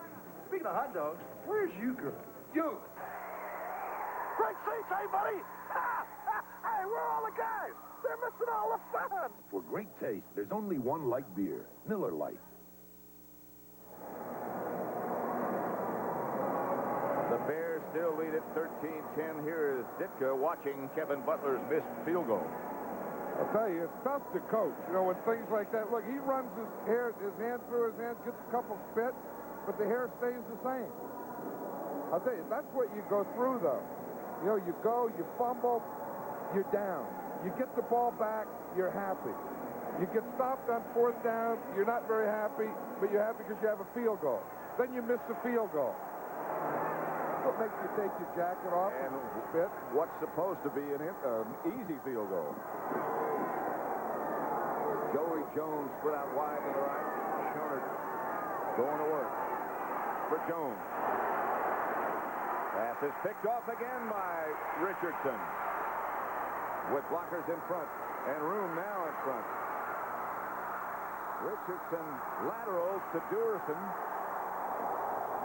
And Fralick finally makes the stop. Hey, that's tough for Turk Schoenert. He comes in for Fuller, throws an interception. Then they dodge the bullet, then they come back and he throws another one. Again, trying to work on Richardson. You see what happened there? He tripped him. Richardson stepped on his foot. Then the receiver falls down. Then Richardson makes the interception. And he gives a lateral, said, I've run enough. And he's going to go block him. To Durison, who wound up with it, stopped finally by Fralick. And the Atlanta defense is back on the field. I think he just ran out of gas. I think he did. Bears 1st and 10 at the Atlanta 45. 11:06 left to play. Everybody in front of Payton, but no place to go. Scott Case up to make a stop for an NFL update. Let's again go to Brent Musburger in New York. All right, Pat, here's the situation with the Giants and the Vikings. Phil Simms goes 25 yards to number 88, Bobby Johnson. Giants lead 19-13. Lawrence Taylor has KO'd another quarterback. Tommy Kramer is out. Injured thumb. Wayne Wilson in. Back to Pat. Here in Atlanta, it's 13-10. The Bears leading. We have 11:01 left to play. 2nd down, 11. Walter Payton has been pretty well controlled today. Story was in motion. Fake to Payton. He gets it out to Reitman, and Reitman gets down inside the Atlanta 30 to about the 26. Joel Williams draped over him. But a pass completion for 20 yards and a Bear 1st down.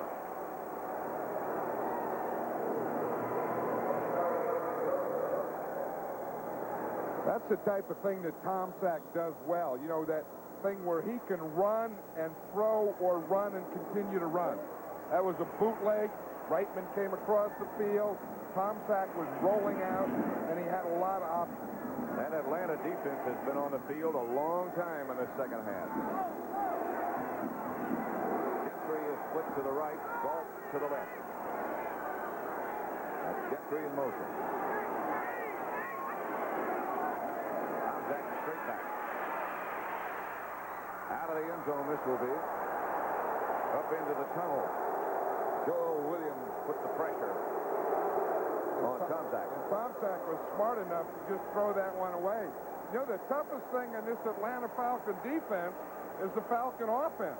Because these guys are playing well, but the last 2 times the offense has had the ball, they've thrown interceptions, Kurt Schonert to Mike Richardson.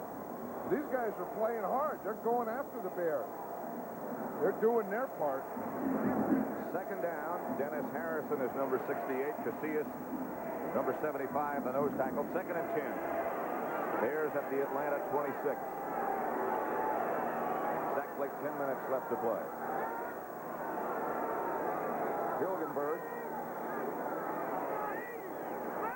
His hand over the ball to Tomczak.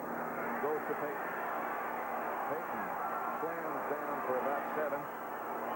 It'll bring up a third down situation. Dennis Harrison made the stop. Payton got 8. Hey, Thayer did a nice job of blocking out there, too. Let's watch it here in the middle. We'll see Casillas. He's getting blocked down by the guard. He rolls outside. Then he comes straight up, jumps over Covert, hits him in the head and can't get there. Covert was on the ground. There's going to be a lot of obstacles in your way to the ball. Where are all these guys coming from? Willie Galt wide left. Gentry out wide right. It's Suey and Payton, and it's third down and 2.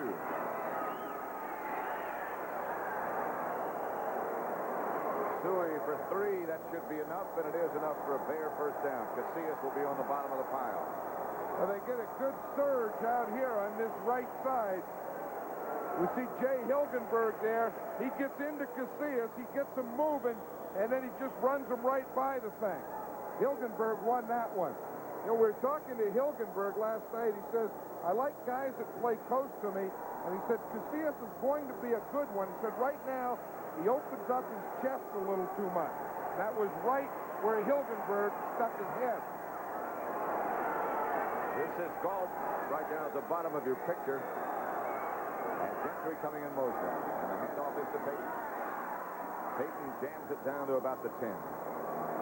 Doesn't look like much, but he got 5 yards before Dennis Harrison and Casillas again tripped him up. I tell you, Payton is an amazing guy that we all know. I mean, he's playing now and doing this with a dislocated big toe. You know, and you have to do so much to run, you know, power and rolling over your toes. I don't know how he does. I mean, if you've ever stubbed your toe, you know how tough it is. Just tough to push off, tough to get any power of any kind. Second and 5 at the 10. 7:45 left to play. Bears leading 13-10. Payton again. Hit right at the line of scrimmage after a gain of 2 for an NFL update. It's a fumble. They're saying the ball is dead. The Falcons are off with it, but they'll bring it all back. Payton gained 2. Dennis Harrison knocked the ball loose. We're not convinced yet it's over.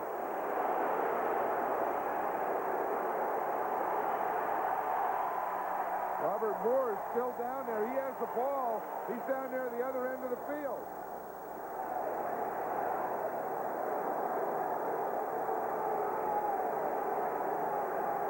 Here's the thing. Payton goes in there.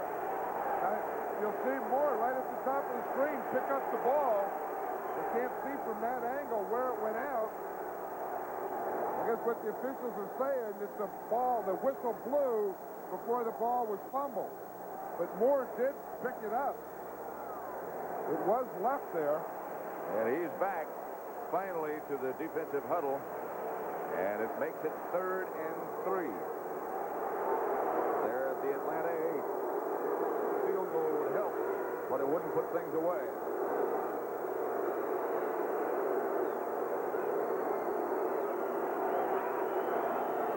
Here come the Falcons on a blitz. Knocked away. Good defensive play by Scott Case. Willie Galt, the intended receiver, and again the field goal unit will come on. Scott Case is one of those tough guys who used to be a safety. They moved him to corner this year, and Fred Bruni, his coach, says he thinks he's a lot better because he has a lot more control. He can jump. And stay up there a long time. He jumps and just stays there, like, in air. 26-yard field goal attempt this time with Steve Fuller holding Kevin Butler.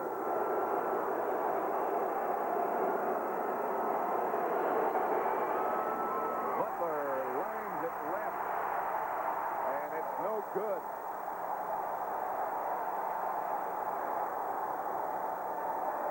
Mike Ditka used to have curly hair.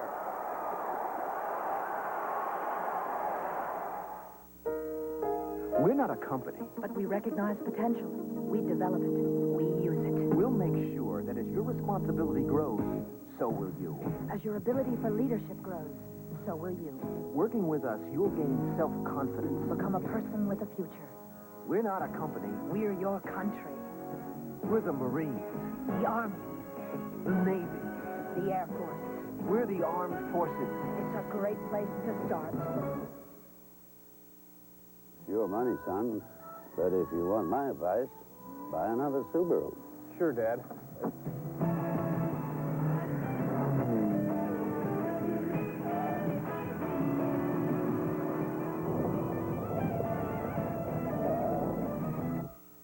I thought we agreed you'd buy a Subaru.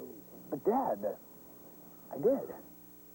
The Subaru XT, the Sport Magazine Super Bowl MVP Award.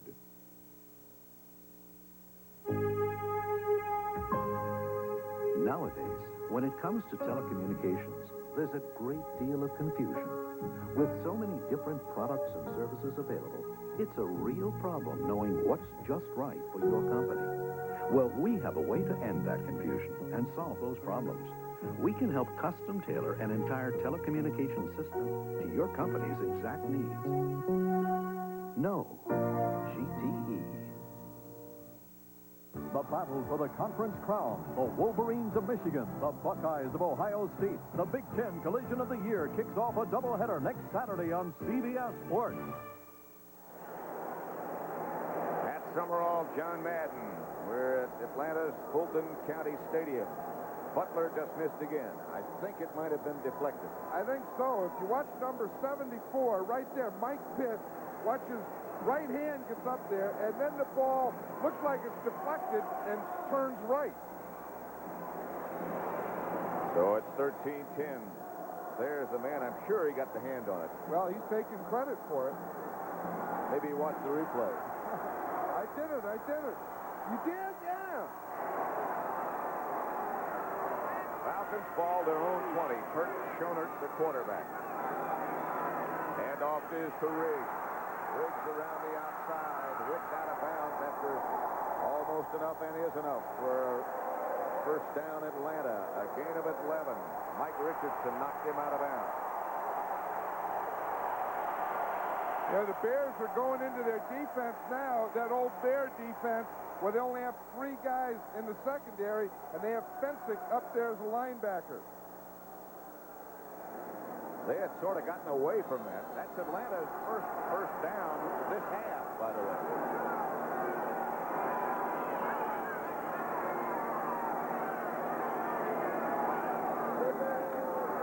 They fake a reverse. Riggs is down, finally gets up. He fell down, faking the result, the reverse. The result was poor. I don't know if that was supposed to be a fake reverse or if it was supposed to be a reverse and Riggs just fell down. That's what I think happened. He faked to Floyd Dixon. How about that score? 8-7. Philadelphia just got a field goal from McFadden. New Orleans over St. Louis. If they win that, they'll be 6-5, and the first time they've had that good a record maybe ever. 2nd and 13. Kurt Schonert replacing the injured Archer. Flag's down. Schonert not down yet. Now he is. Dent, McMichael, and Wilson. 5 sacks by the Bears.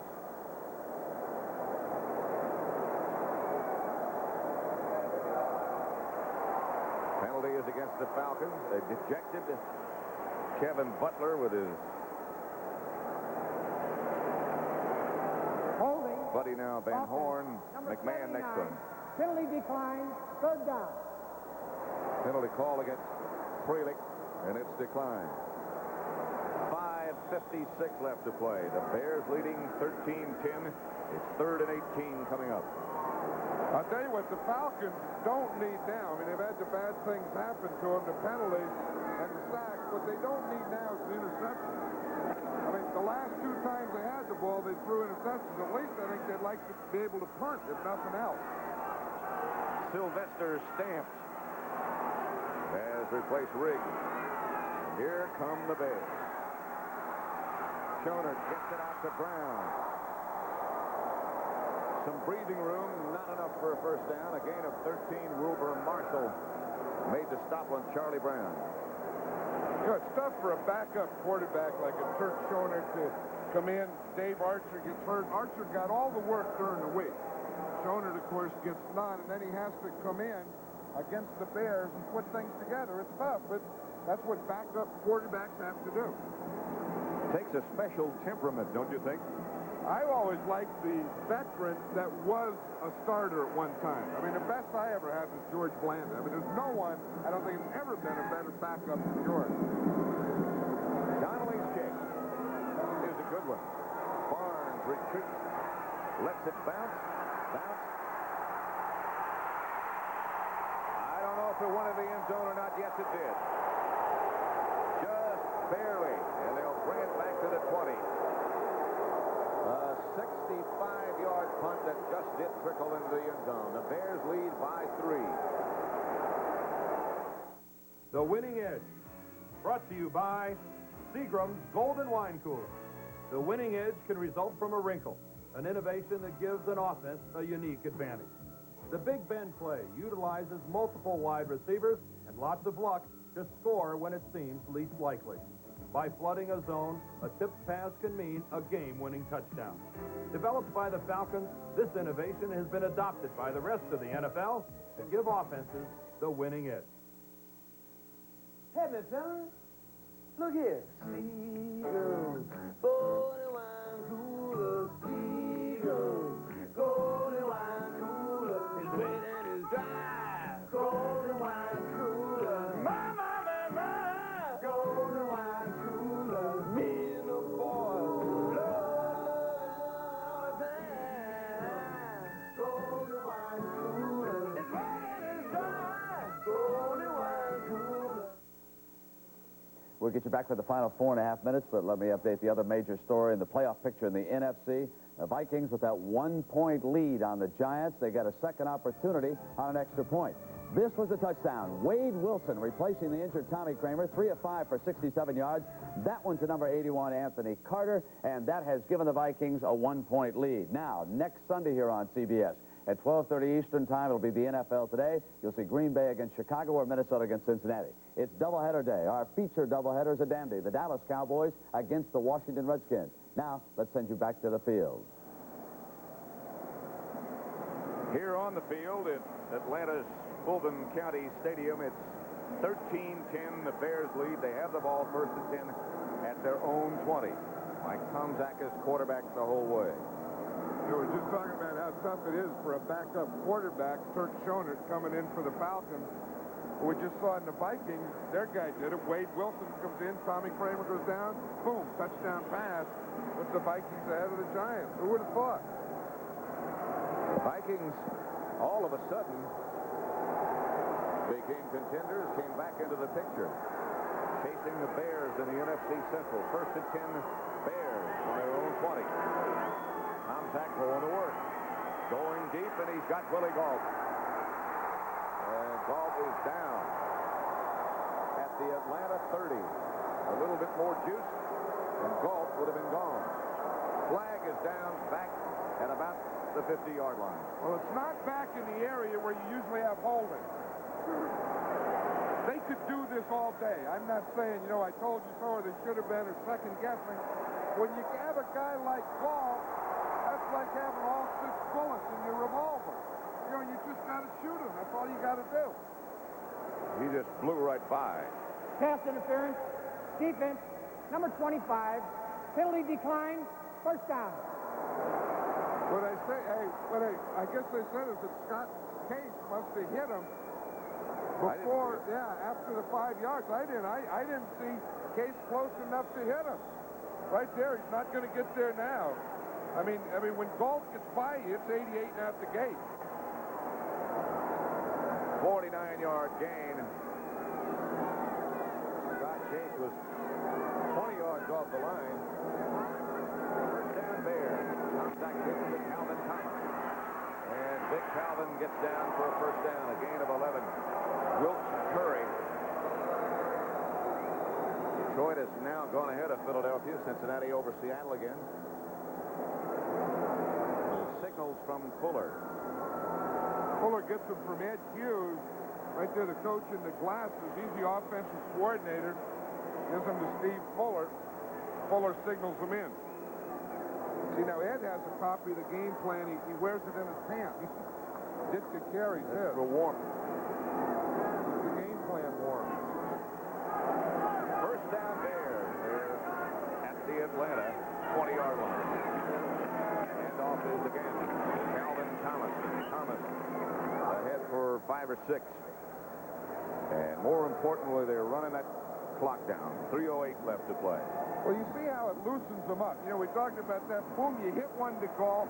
Now that softens the defense. Then you can come. Boom, you hit, a couple runs in there, and it's not as tight a defense as it's been. Dan Henning, 2nd and 4.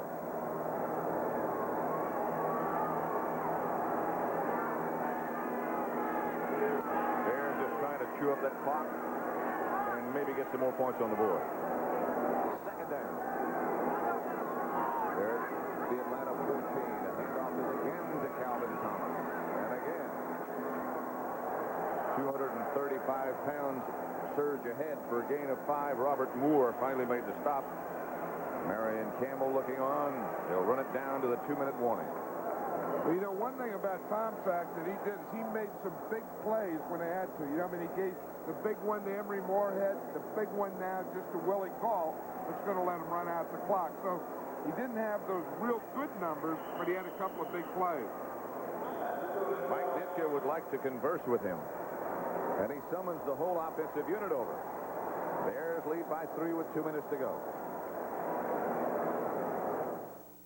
Most PCs aren't used to their full potential, which means people's full potential goes unused too. But with the new Linear Network, you can take your people and their PCs out from under wraps. Because with the Linear Network, PCs can share information and equipment. So Bill can get spreadsheets from Tom, and Bob can use Gene's printer. Get the new Linear Network, because if your PCs aren't doing all they can, neither is your office. Linear. We're easy to use. Dear McDonald's, my mother makes a hamburger just like your McDLT with cheese, onions, pickles, mustard, ketchup, mayo, the works. You know what we call it? Fantastico. How come you call yours McDLT? Sincerely, Alex Lopez.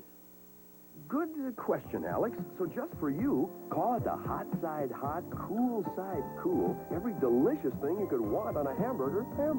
Or just call it McDLT, the one with the works. You always hurt the one you love. People have a love-hate relationship with their cars. They love them, but they don't always treat them right. Yet, 92% of all Subarus registered since 1975 are still on the road. Now, imagine how much longer they'd last if people didn't love them so much. Subaru, inexpensive, and built to stay that way. Tonight on CBS starts with 60 Minutes.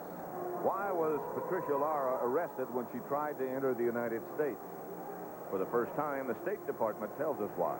A 60 Minutes exclusive. Then, it's Murder, She Wrote, starring Angela Lansbury, followed by Fresno, in part 1 of a 5-part miniseries starring Carol Burnett, Terry Garr, and an all-star cast. It's all coming up tonight here on CBS. Mike Tomczak, second half, very impressive.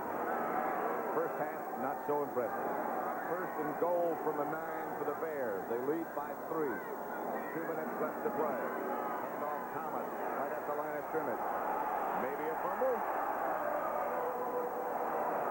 I think there's something down there that's jumping up and grabbing the Bears. That's about the 4th time they've fumbled down there in that area. And the Falcons, let's see if they take a timeout. I don't think they're giving them the ball. They're not giving them the ball.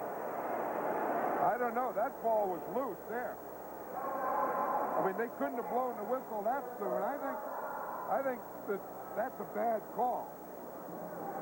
I think maybe Emery Moorhead might have gotten it back for the Bears.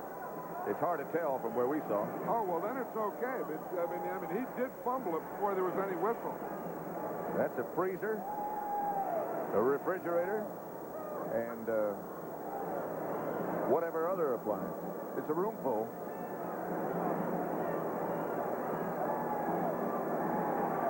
The refrigerettes.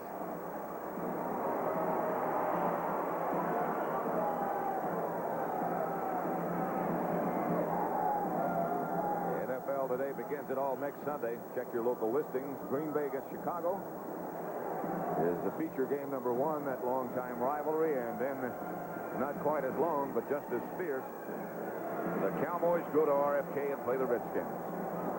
This telecast is presented by the authority of the National Football League, is intended for the private use of our audience.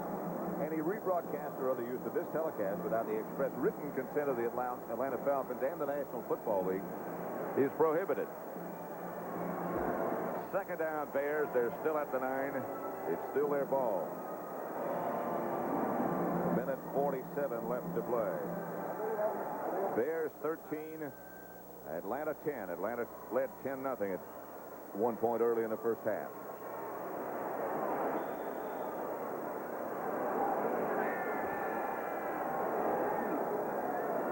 Mike Ditka, Jim McMahon, Eddie Hughes, and the cast. Mike Tomczak as quarterback of the Bears all way. 2nd down. Handoff Payton. Payton bounces to the outside, and there's a flag on the play. Payton lost the ball. Got into the end zone. The Bears signaling touchdown. The official signaled touchdown. But did Walter have the ball? I don't know what's happening there. They're calling a penalty against the Bears.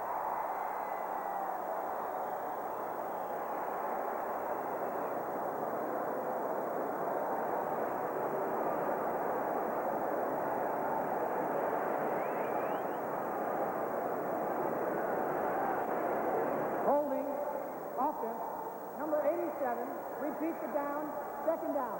Moorhead, the tight end, who came up with a big play right after the start of the 2nd half. A violation against him. I think he's right up on top of the screen up there, the left side of the screen. You can just see him right there with his left hand. You can see he got type of a takedown there. So it's 2nd and goal from the 19 now. Ortego and Galt both come wide to the right.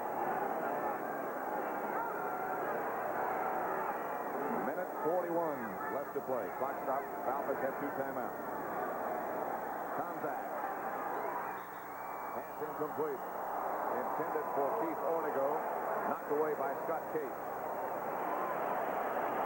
I'll tell you one thing. The Bears have had their opportunities down here. You know, they've had their fumbles. They've had their penalties. They still had a lot of shots. And this defense of the Falcons has really been taking them on and turning them back. Good play by Case. 3rd down and goal. The ball is at the 19. And if they don't make a 1st down, and Kevin Butler has to come back again after missing twice, I can only sympathize. I would think right now Kevin Butler would hope for another opportunity.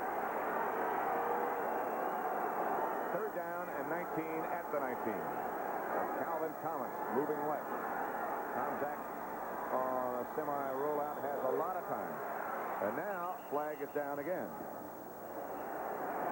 I think that was one where the whistle blew, Pat, before the ball was snapped. I think they didn't get the snap off in time. Obviously, they want to take as much time as they could. Offense, number 18, third down. You're exactly right. And they back him up a little bit more. Still third down. Now they need 24. Third and goal from the 24.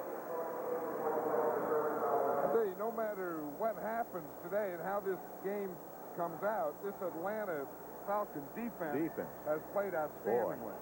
They really have. 13-10, a minute 31 left to play. Pat Summerall, John Madden. We're in Atlanta. And the defending Super Bowl champions, the Bears, have had their hands full. Nevertheless, if they win, they'll be 9-2. And that's pretty hard to criticize. Well, and then we talked to Jim McMahon last night, and he expects that he'll play next week against Green Bay. I think that's part good news. The other part is, can he play and then stay healthy and play the rest of the season? Because if the Bears are going to repeat, they need that guy. Coming up next, the NFL Today postgame show with scores and highlights from around the league. Right now, one of the officials is over behind the Atlanta bench. 5 seconds on the game clock. It should read 1-3-6. They've adjusted the game clock. It was down to 131, and as you heard Dick Hantak say, it should be 136. And now they've adjusted it. I think there's a rule that any referee in the league that has a number over 100, and he's a referee, he's just getting started in the league. There was a guy who was a player, Dick Stanfield. What a good offensive guard he was.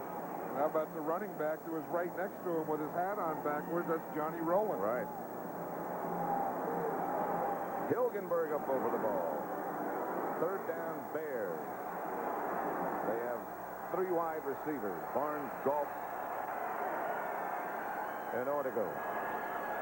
And they run a draw play to Payton. And Payton gets back inside the 20 to about the 18, and Robert Moore trips him up. And again, after a gain of 6, we'll see Kevin Butler. I think the Falcons just took a timeout. What they want to do is they know that the Bears have the shot at the field goal. 1:28 left. They don't want to let them run any time off here. While we have a chance, let's run down some of the other scores around the NFL. Minnesota leads the Giants 20-19. They're in the fourth quarter. 10-8. 22 seconds remaining, by the way, in that Giant game. Pittsburgh over Houston. Cincinnati beating Seattle. Green Bay 31-7 over Tampa Bay. Miami from behind and now beating Buffalo 34-24. And New Orleans has beaten St. Louis 16-7. Their record is now 6-5. And they are definitely not out of the picture in the NFC West. I tell you, I think, the Dallas Cowboys are going to be watching that NFC West, too. Butler now from 35 yards out. He had a string of 18 in a row. Now he's missed 2 in a row. Steve Fuller holding.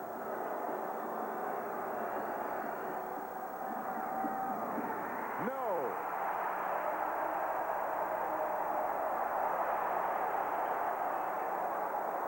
I would imagine if there ever were a place where Kevin Butler would love to excel, it would be here.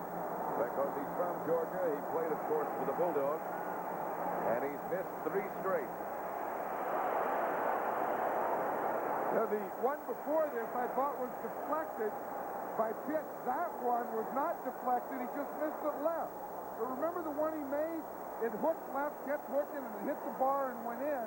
That one there just hooked and went left. Dick was saying, you're just hooking him too much. That's what coaches say. We don't know anything about cooking. We just say you're hooking them. If you hook it too much, too many times, you find another suit. There's Schoenert outside. Joey Jones gets out of bounds. Stops the clock. Gain of 9. A minute 19 left to play. How do you feel about overtime?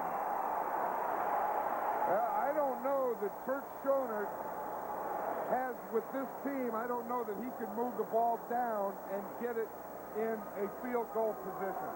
He just got his first down, barely. Stop the clock with 1:19. Atlanta has one timeout remaining.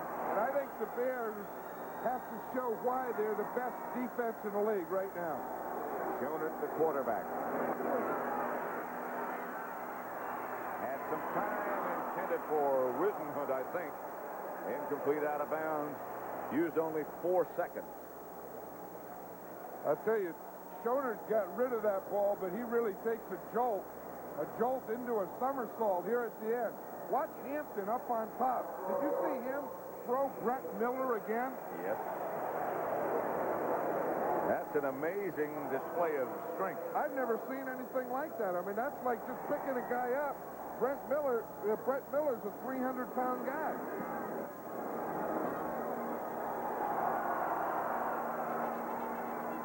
Just to bring you up to date, the Giants have gone ahead with 15 seconds left.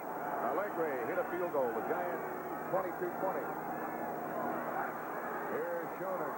Hit just as he let it go. Another 4 seconds off the clock. McMichael put the pressure on, and Schoenert is slow getting up. Wisenhunt would be the other quarterback if Schoenert is hurt. Archer's already out with a separated shoulder. 3rd and 10. Atlanta ball their own 30. 1:11 seconds left to play.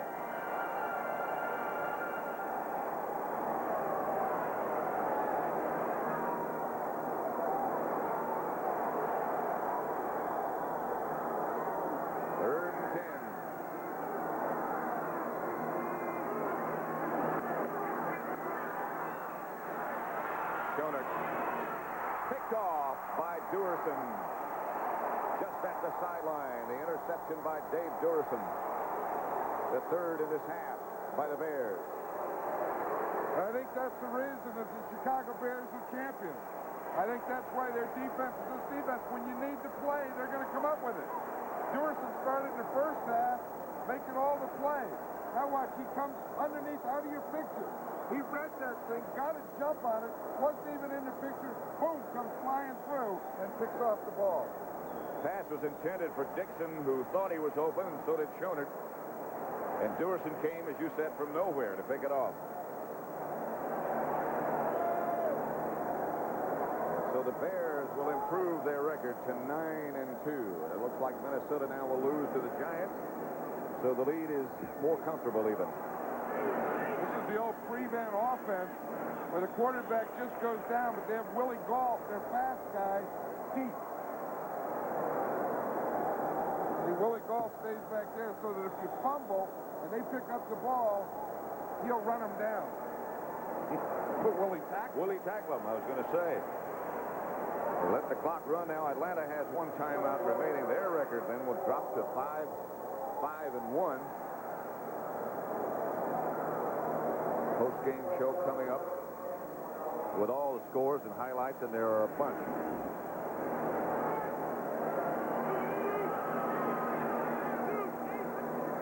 They do it again.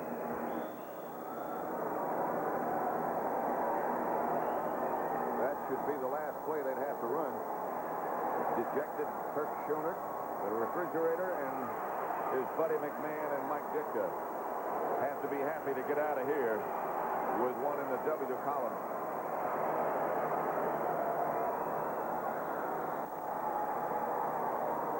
Mike doesn't look all that happy, but anytime you win, that's got to be one of those things. You've got to be happy. I think if you can get this guy back next week, and again, like I said earlier, for the rest of the season, I think they'll all be a lot happier in that dressing room. Be happy with that victory. The one guy who won't be too happy would be one Kevin Butler. I don't know. Ditka may be more happy than we think. Did you see that smile there? Sneaky. He doesn't smile a lot on the field, but I think we sneaked one in there. There's some battle scars on those two, Finsick and Van Note. What a great shot. There's some battle scars on that helmet. There's room for a lot. And there's some battle scars. That chair he's going to sit in. There will be. William Perry, they did play him on offense as they said they might. The Bear touchdown scored by Tomczak, the only one with the refrigerator in the backfield. They're the two centers. What do they talk about? Well, they talk about what life is like, always looking through your legs. I think, Hilgenberg said that, he was talking about the great centers, and he said it's always been guys like Van Note that he thought were the best. Guys he watched as a kid, and, that old, tough, gritty guy in there. He said those are always the guys I respected and loved. Well, there's a guy who deserves an awful lot of respect, Jeff Van Note. For John Madden, then, this is Pat Summerall saying so long from Atlanta's Fulton County Stadium. Final score was the Bears 13, the Falcons 10. Coming up next on the NFL Today, the post-game show with Brent Musburger, the scores and highlights from around the league. And a reminder that you've been watching CBS Sports coverage of the National Football League. Nobody has lower fares than United to more cities across this land. North to south, east to west, only United has low fares to all 50 states. You're not just flying, you're flying the friendly sky.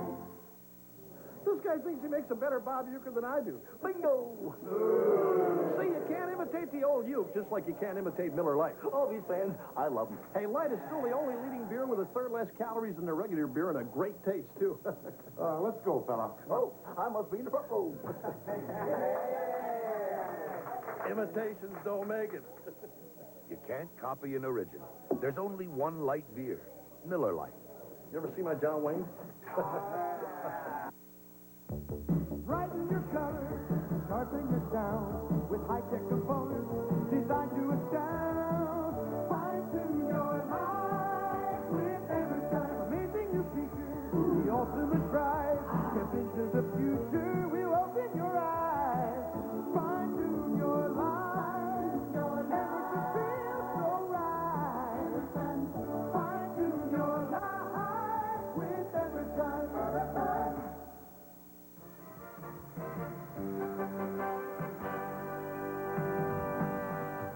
A minute 25 left in Philadelphia. Detroit and Philadelphia. The Eagles lead 11-10. The Lions have just gotten the ball back on a turnover. We're going to go over and join Tom Brookshire for the conclusion. Brookie? For those of you that have been somewhere else, here in Philadelphia, it's Detroit trailing 11-10. Ferguson has the ball from Detroit with less than a minute to play, and they're getting ready for an Eddie Murray field goal to win for the Lions. Each team has come in 3 and 7, and it's been sort of a bitter battle. A lot of penalties. Buddy Ryan against Darryl Rogers. And if you like defense, this was a great defensive game this afternoon, the way both teams were hitting. And Detroit's quarterback has been number 12, Joe Ferguson, from Arkansas to Buffalo to Detroit. He had a touchdown pass in the first quarter for 63 yards. Since then, the Eagles have gotten a field goal and a safety and a touchdown. And now Detroit's trying to throw this ball game up. Jones inside the 25 to the 24-yard line. The power runner. Springer gets up a little slowly, the offensive lineman. It looked like the Eagles had it sewed up. With less than 2 minutes, and young Randall Cunningham, who's been brilliant at times for the Eagles at quarterback, fumbled the ball, and Kofer recovered for the Lions, and that's where we are now. Spagnuolo of the Eagles talking to Randall Cunningham, telling him it doesn't always bounce your way in this league. The Eagles burned their timeout, so they have 1 left. Detroit still has 2. 17 seconds. And if you wanted one kicker in this position to win a game for you, Murray would be the guy. He's done a terrific job for the Lions. Remember a few years ago when they had San Francisco on the ropes? Yeah. And he kicked a good solid kick and missed by, what, 8 inches? But he is the one. You mentioned 2 or 3 guys. You probably mentioned Anderson down at New Orleans, Murray, Luckhurst is having a little bit of a tough time right now. McFadden is a good kicker right here. Yes, he is. But there's a lot of great kickers in the league. It's amazing how many great kickers there really are. And they can go from team to team. How about the guy at Kansas City? That's right. Oh, well, City's been one for years. From the 30-yard line, a 40-yard attempt.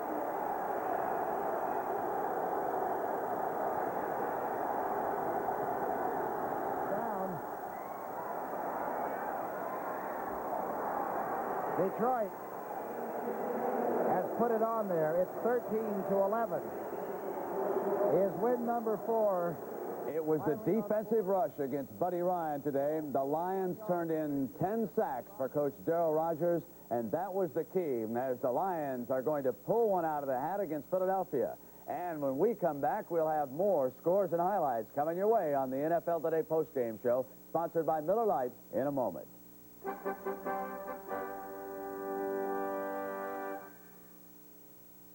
My amigo Juan just came out from Mexico, so I'm introducing him to our American friend Larry and our favorite beer, Miller Lite. Por favor. Juan, mi Miller Lite de gusto porque it tastes muy bueno. Larry. Ladies, mi most calories and no gusto filiopo. El comprende? No, not really. For mucho great taste, there's only one light beer, Miller Lite. Does your friend speak any English?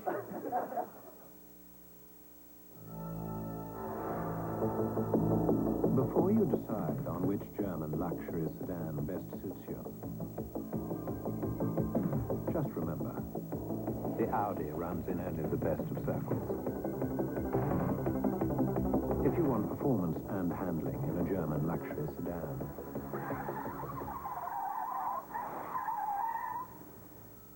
you're ready for an Audi.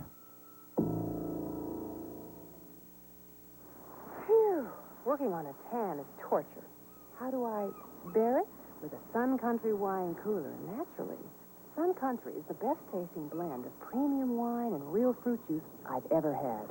So while the heat's burning me up, the sun's cooling me down. Sun Country. Say, give me the real juice cooler. So pick up a cold, refreshing Sun Country, because it can cool off even the hottest bodies on the beach.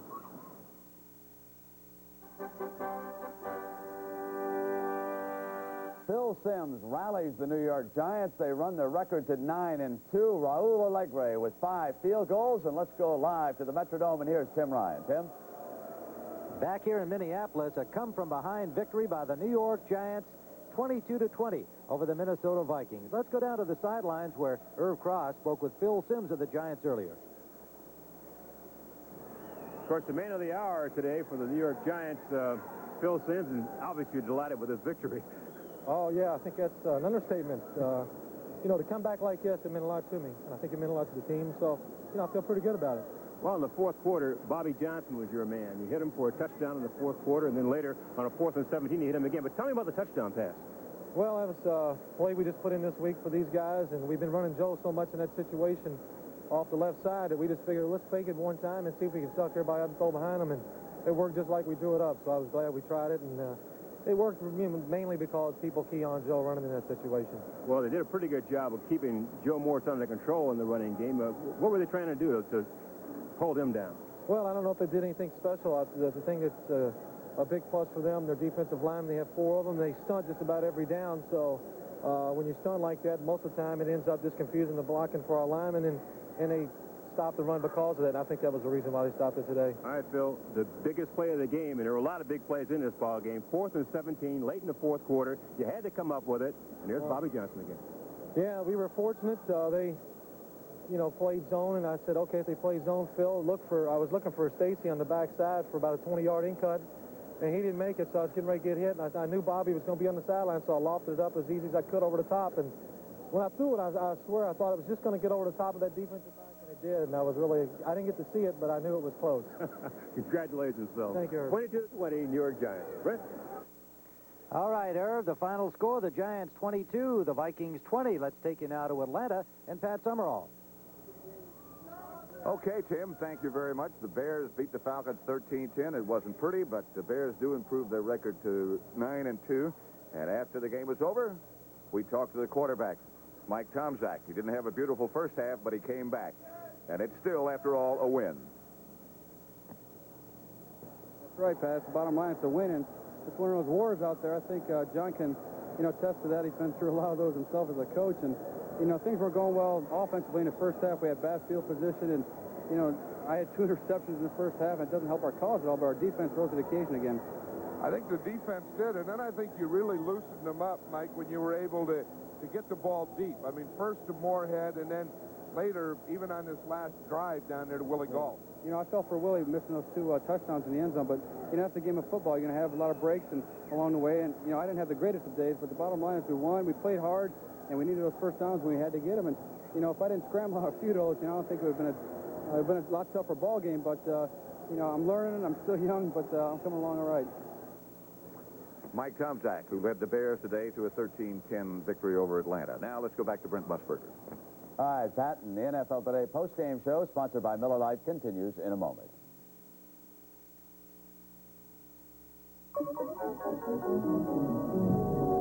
Boy, am I drained. I'm almost ready to burn out in this soft white light bulb. But if I were in the Sylvania soft white bulb, I'd last 5% longer. Why, in their 60-watt alone, I'd have 50 more shining hours. So get Sylvania's soft white light bulb and get the most out of me. Ask for Sylvania, where the best comes to light. Ah, draft beer.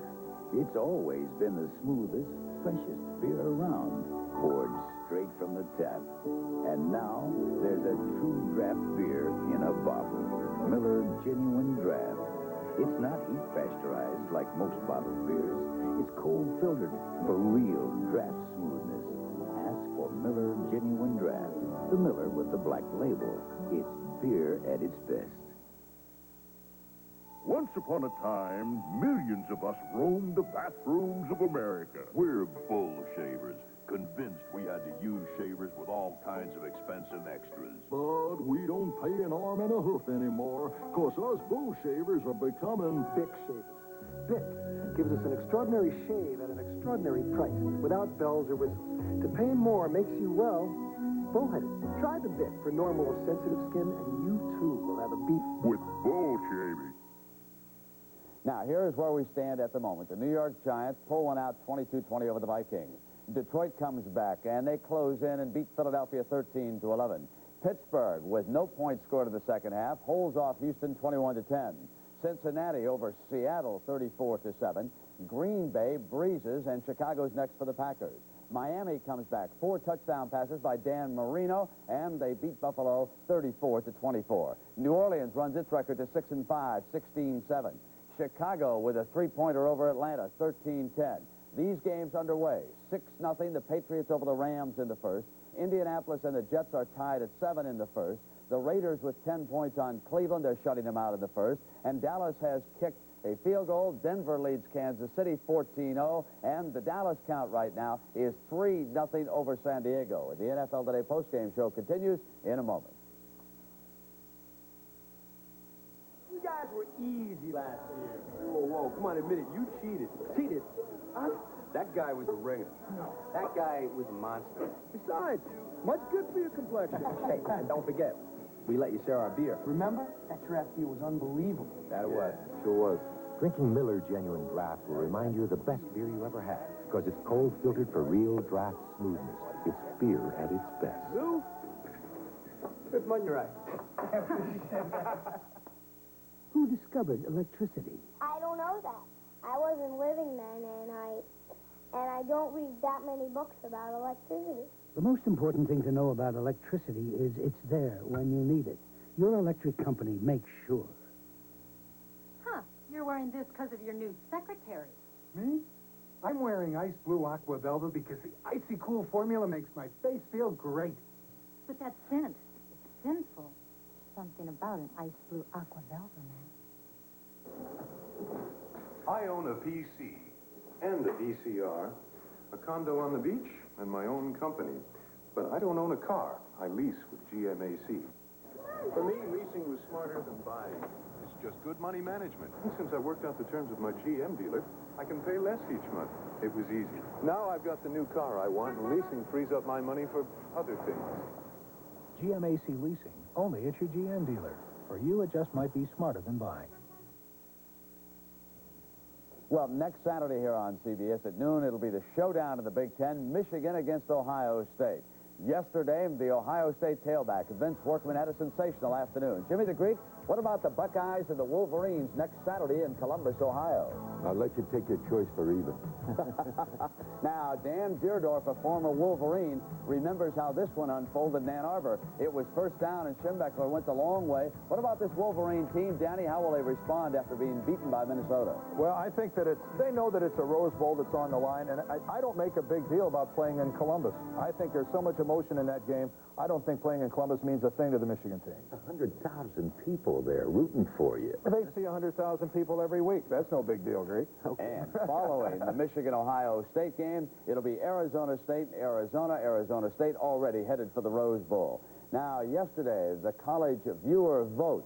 Do you favor a one-game playoff for a national championship? Overwhelmingly, 93% said yes. And guess what, folks? If Penn State can beat Pittsburgh, you'll get it. The Fiesta Bowl is going to switch to January 2nd, and they'll play the Hurricanes in Miami. I'm Brent Musburger, and Jimmy the Greek. As we take a look now at some of the status around the NFC, you still feel today that the Giants can overhaul the Bears? That was a big game for them today, Brent. They will do it. Without McMahon, the Bears are not a good ball club. They're just an average club, and they proved it again today. All right, Jimmy. Thank you very much, Dan Theodorf. That wraps it up from the NFL today. For all our gang, I'm Brent Musburger. So long, everybody. The NFL Today post-game show has been sponsored by Miller Lite, proud sponsor of NFL Lineman of the Year. There's only one light beer, Miller Lite.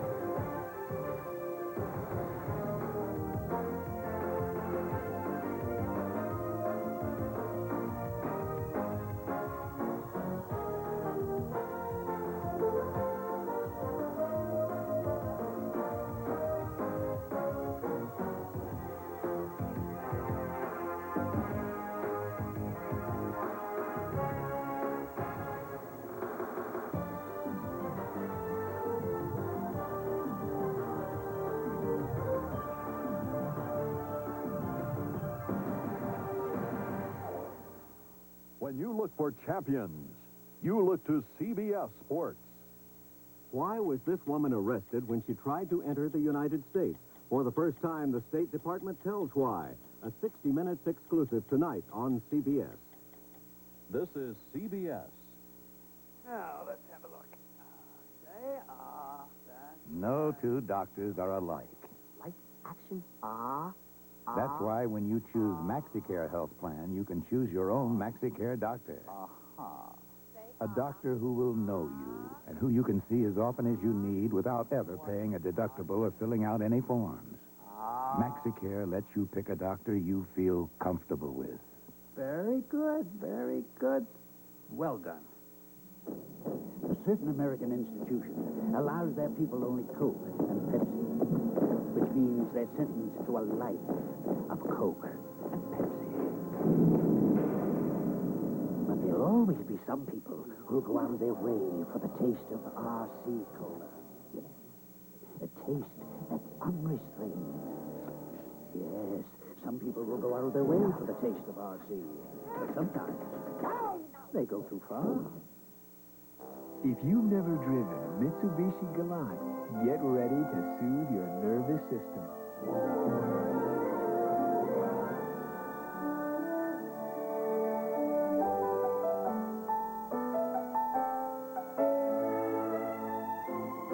Mitsubishi Galant, patiently crafted to keep an impatient world at a comfortable distance. Mitsubishi.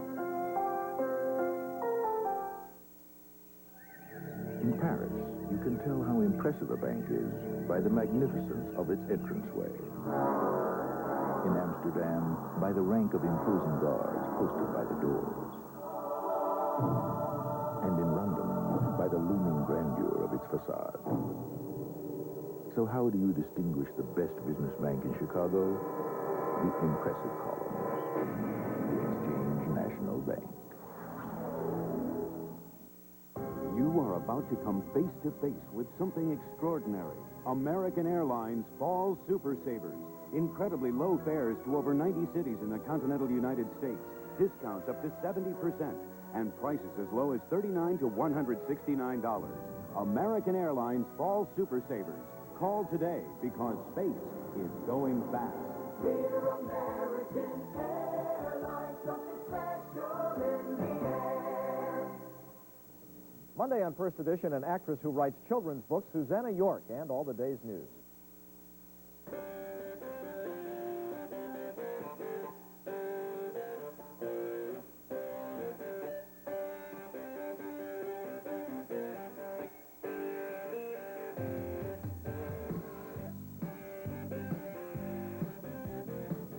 Good afternoon, everybody, and welcome to Channel 2's post-game coverage of the Chicago Bears. You know, Atlanta started out the season with 5 straight wins. They have cooled off since then, but they were sure ready to play today. Atlanta led it at the half, but they did not score a point in the second half, and the Bears won it by a score of 13-10, so the Bears' record is now 9-2 with 5 to go, and they have 3 easy ones coming up the next 3 weeks. We'll be going down to Atlanta to Jeannie Morris with player interviews shortly, but first, let's see some of the big plays from the game. You can't fault the defense today. It played like it usually does. Here the Bears blitz early in the game. Dave Duerson led the charge in there, and Dave Archer went down. And he spent a lot of time down. His number 99, Dan Hampton, would get to him on that play right there. But Atlanta was able to run the ball. Gerald Riggs moved it, and here the quarterback Archer rolled out to the left, and he gets some good yardage to set up a field goal as Atlanta led it 3-0 right after that. Atlanta kicked off after the field goal. This was the most exciting Bears offensive play in the first half. Dennis Gentry just about broke it all the way. Gentry speeds to the 4-yard line, and how'd you like to have been the guy that had to tell him that it doesn't count? An illegal block. Mike Tomczak had a terrible first half, missing targets here. Reggie Wilkes gets the interception for the Atlanta defense. Atlanta drove again then in the first half, but the defense knocked him back, and this knocked Archer out of the game with a separated shoulder. Richard Dent with a big hit right there. Atlanta's defense would get some points on the board, though. Tomczak from his own end zone lets go of it, and Joel Williams rips it off and jogs into the end zone for a touchdown. It was 10-0 Atlanta. The Bears got on the scoreboard right before half then. Mike Tomczak back to pass under a lot of pressure. Watch him get out of that jam. He scrambles, and he is inside the 20-yard line right there, and that set it up for Kevin Butler. Butler came on from 32 yards out, and he hit his 17th straight field goal, 10-3 at half. Then, just 3 plays into the second half, here come the Bears. Tomczak drops the pass, and watch him put this one right to Emery Moorhead, cutting across the middle. Moorhead then cuts back the other direction, and it looked like he might go all the way. He is finally dragged down at about the 1-yard line, but 85 yards on the play, the longest NFL pass play this season. Then, when the Bears really needed it, Tomczak sneaks it in. Only touchdown for the Bears, 10-10, a brand new game. Then, not long after that, Tomczak still throwing. It's Willie Galt to get open this time. Tomczak had a lot of time. Galt makes the catch right there, and the pass is on the money to 35. Kevin Butler came out again, and he got a break on this one. It hits the upright, but it falls through. 18 in a row for Butler, and it's 13-10 Bears. The teams traded turnovers. Payton fumbled. Mike Richardson got an interception. Kevin Butler missed a field goal, and here Richardson gets another interception. Number 27 with the ball, and I guess he was tired from running the other one back, so watch what he does. He cuts back the other direction and says, here, you take it, 22. He flips it to Dave Duerson, and Duerson takes it back a little bit farther for the Bears. Kevin Butler missed 3 field goals in a row that would have put the game away. Here's one that he hooked to the left. In fact, that's what his problem was today. That would have put the game away, but then with less than a minute to go, the Bears finally did put the Atlanta Falcons away as they came up with another interception. Kirk Schonert, who had a rough afternoon in the second half, came back to pass. He fired it out. Dave Duerson got it right there, and then the Bears run out the clock. 13-10, the final down in Atlanta this afternoon. All right, Jeannie Morris is standing by down in Atlanta right now. Now let's go down to her and Hear what she has to say. Jeannie? Oh, well, hear what I have to say. I think like all the other people watching this game today, we felt pretty beat up, but not as beat up as Emory Moorhead and some of the people that were out there feel, particularly on offense, Emory. It was a struggle. Well, it was a tough game, and we didn't really capitalize on opportunities we had, particularly the second half. The first half, we just got outplayed very badly. We only had 4 first downs, and I think they all came in the last drive before the half. So we really created a monster, let them get in the game. And, you know, we were finally able to win the game at the end. But I think, you know, the positive thing is that we won the game, we played hard, and we came away on the road with the victory. One of the most positive things, your tremendous reception and runs, 85 yards. I think, that it was the longest in the NFL this week. Want to describe it for us? Well, this season, I'm sorry. Yes, it was a seam pass, and what happened, we were lined up with 2 receivers on our left, and I was the only receiver on the right, and then Walter Payton went in motion, and the cornerback went with Walter Payton, and I think they broke coverage, because when I popped through, we run the seam from so many, double seam, we call it, everybody's running goes, and we run it from so many formations, but nobody covered the tight end, and I was able to make the catch, and I tried to get it all the way down to the end zone with some help from Keith Ortega, and just left it a little short. Did you run out a little bit of gas there? I think the field was a little long down there. It might be 101 yards. Yeah, it sure was. Well, 85 is good enough, and that led to your only touchdown. Yeah, it was a big touchdown for us because particularly at halftime we hadn't played well, and we wanted to come out and establish some momentum, get on the board the first possession, and that made it a tie ball game. And then from there, you know, we thought we could take control of the game, and the defense certainly did. Well, the man who was controlling it, or trying to control it that first half, Mike Dick, is sitting with us now. Mike, what stalled you? A great defense on their part, or? No, I think if you watch, and I think we'll see in the films, and Emory hit it right on the button, this is lack of execution. We had everybody in the first 3 routes we threw downfield were wide open. Mike did not throw the ball well. He overthrew Emory on the one that was intercepted early by number 51, and you know, it just wasn't a good start for him because the plays were there. And, you know, I thought about changing them after the second interception. I said, that's silly to do, and why do it? So I just felt that, you know, we would come back as a team and play better. But it kind of threw us out of sync the first half. They had the ball for almost 9 minutes on the first drive, and then we go 3 plays and get out of it, and then we get it back for 3 more plays. We don't make a first down midway through the second quarter. And then you got to say, hey, wait a second, we better go back to doing some basic things and just try to control this game. I felt they weren't going to beat up our defense. I really did. And they didn't. Well, you stuck not only with your quarterback, but it seemed to me you stuck with your game plan in the second half as well. We tried to do some things on them, and there were some good things. You know, like I say, but when you break down execution, I thought a couple passes could have been caught. I thought we shouldn't have fumbled. I thought we should have made some kicks. But, you know, I'm not blaming anybody. It just happened. Yeah. But it is a game of execution. Let's not fool ourselves. There's no genius involved. You know, we had a good game plan. We understood what we wanted to do. I thought we had a good practice all week. But when you don't execute, it doesn't matter. 2 invisible men for a while there, and really most of the game, Willie Gault and Walter Payton. Well, they were invisible in the beginning, but we didn't run the ball in the beginning. We didn't have the ball, so it's hard to run it. And then in the second half, in the second quarter, Walter really ran well, and then we got the ball to Willie a couple times on real big plays. And, you know, if he hits them in stride, you know, Mike, I'm just glad Mike bounced back. I think it's great for his confidence. I don't know what the heck's going to happen. He may be playing all year for us. He did. He really did bounce back. I mean, he looked very strong. He looked like 2 different quarterbacks. Well, I think in the beginning he was aiming the ball, Jeannie. You can't aim the ball in this game. You know, you got a strong arm, throw it. You know, I think he was trying to make everything pinpoint. You know, you don't just throw it in there. These guys are all good. They'll catch the ball. Well, you had Perry in there at least to follow Tomczak on the... Well, I had him in there, and I was going to use him to run the ball and block and to do some other things. But where Emory got the ball to, there's no point messing around. Just get in the end zone. Tell me one thing, Mike. What does this game, a game that was a struggle like this, mean to you down the line? Well, you know what it means is what Emory told you. It means our 9th victory of the year in 11 games, and that's significant.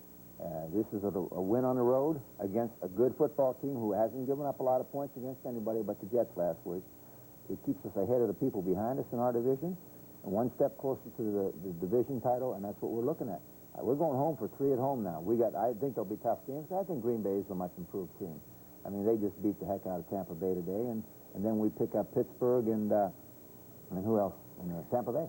You know, over and over again, we are seeing pictures on the television of number 9 and the word that 15 can't go.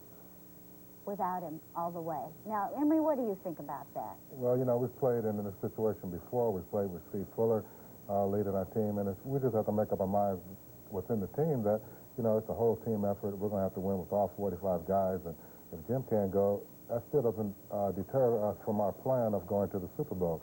So we will win with Mike Tomczak or Steve Fuller or whoever we have to play with, because we cannot rely on one person to take us all the way. It's going to take a total team effort. Days like this make that one person look pretty big, though, don't they, Mike? Not really. I don't think so. I just think when you look at the number of opportunities that we miscapitalized on, like Emery told you, then you got to say, hey, this game could have very been easy, been 25 to 10 or 25 to 3, or, you know, we could have had a good day out of it, and we didn't. And you say, well, yeah, but don't blame it all on the quarterback. And I've always believed for a long time that they got too much credit and they get too much blame. Well, you always say that, but and that goes for coaches too. Yeah. What about defenses? You could say thank you to them. Boy, I'll tell you what. But I've said that all year. I've said that for 2 years, for 3. Our defense is good. Well, thank you both very much. And we'll get back to Chicago. And Howard? All right, Jeannie, thanks a lot to the coach and to Emery Moorhead down there. This is the first time, by the way, in 5 weeks that the Bears have won 2 games in a row. And as the coach pointed out, the Bears are home for 3 now that it looks like on paper at least they should handle. And they're in pretty good shape right now with that 9-2 record. We're going to take a break. We'll be back with more on the Bears Locker Room Show. Stay with us. Bears Locker Room is sponsored in part by Miller High Life. Miller made the American way since 1855. By your Chicagoland, Northern Indiana, Better Buick dealers. Find out why they sell more Buicks than anyone else in the world. And by Kemper Mutual Funds. There's never a bad time to make a good investment. Sunny and warm, high in the mid-70s. Good investment opportunities can come in all economic climates, rain or shine. What's important is that they're good investments, right for you, right now. When you're not sure where to invest, knowing about Kemper Mutual Funds helps. Ask your broker about Kemper. Hi, Fred. About that Kemper Mutual Fund. No kidding. There's never a bad time to make a good investment. Better. Buick's on the leading edge. Better than ever. Better. Why settle for anything less? What could be better than a Buick? It's a whole new kind of action. Buick. It's performance satisfaction. Better. Your money buys more car for you. Better. A better American value. Better believe it. See your better Buick dealer. Watch closely. You're looking at America's 2 leading premium beers. Because Miller High Life comes in a clear bottle, you probably think it's the lighter of the 2. But life is full of surprises. You see, Miller High Life is brewed darker from this special and expensive roasted malt. Pour them for yourself. See the difference roasted malt can make. Then compare the taste, and you just might find out what a beer made the American way is all about. Miller High Life. You're witnessing one of the most momentous events of all time. The world's first digital video system from Toshiba. The Toshiba Digital VCR creates unforgettable special effects. And the first 525-line digital TV is incredible. Toshiba Digital Video. It'll change history. Toshiba Digital Video at Video King. Welcome back to our Bears Locker Room Show. The Bears will play Green Bay here next Sunday. You heard the coach say a minute ago he thinks that they have really improved. This looked like the battle of the bad teams up in Milwaukee today. Tampa Bay at Green Bay. And the Bucs helped the Packers look like a Super Bowl contender. They had it blown out by halftime. It was 21-0 by halftime. Here a big rush by Tampa Bay. Randy Wright gets rid of the ball, though, to Phillip Epps. And this is 53 yards. Epps catches it in traffic, and he scores. And it's 7-0 Green Bay on top. Later in the first quarter, Wright throws to James Lofton. Watch Lofton do a good job getting both feet in the corner of the end zone or the back of the end zone, and it was 14-0. It was 21-0 by half, and it was over quickly. The final there, Green Bay won it by a score of 23-7. On to the scores now in the NFL. Let's look at some of the finals in case you haven't seen them yet.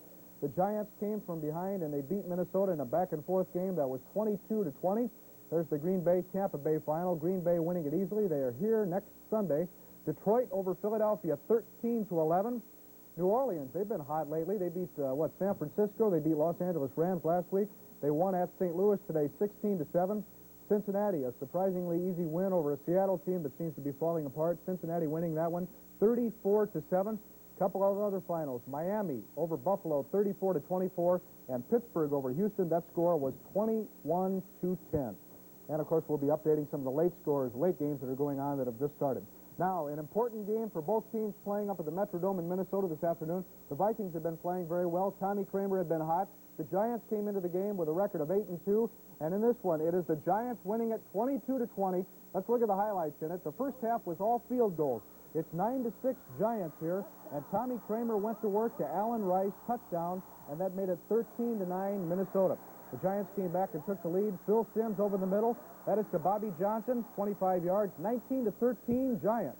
Tommy Kramer got hurt and had to come out, but look what his replacement did. Wade Wilson came on and threw it 35 yards to Anthony Carter for the touchdown, 20-19 Vikings, and it winds up 22-20 as Raul Alegre hit a 34-yard field goal with only 12 seconds to go, and the Giants are now 9-2 on the year.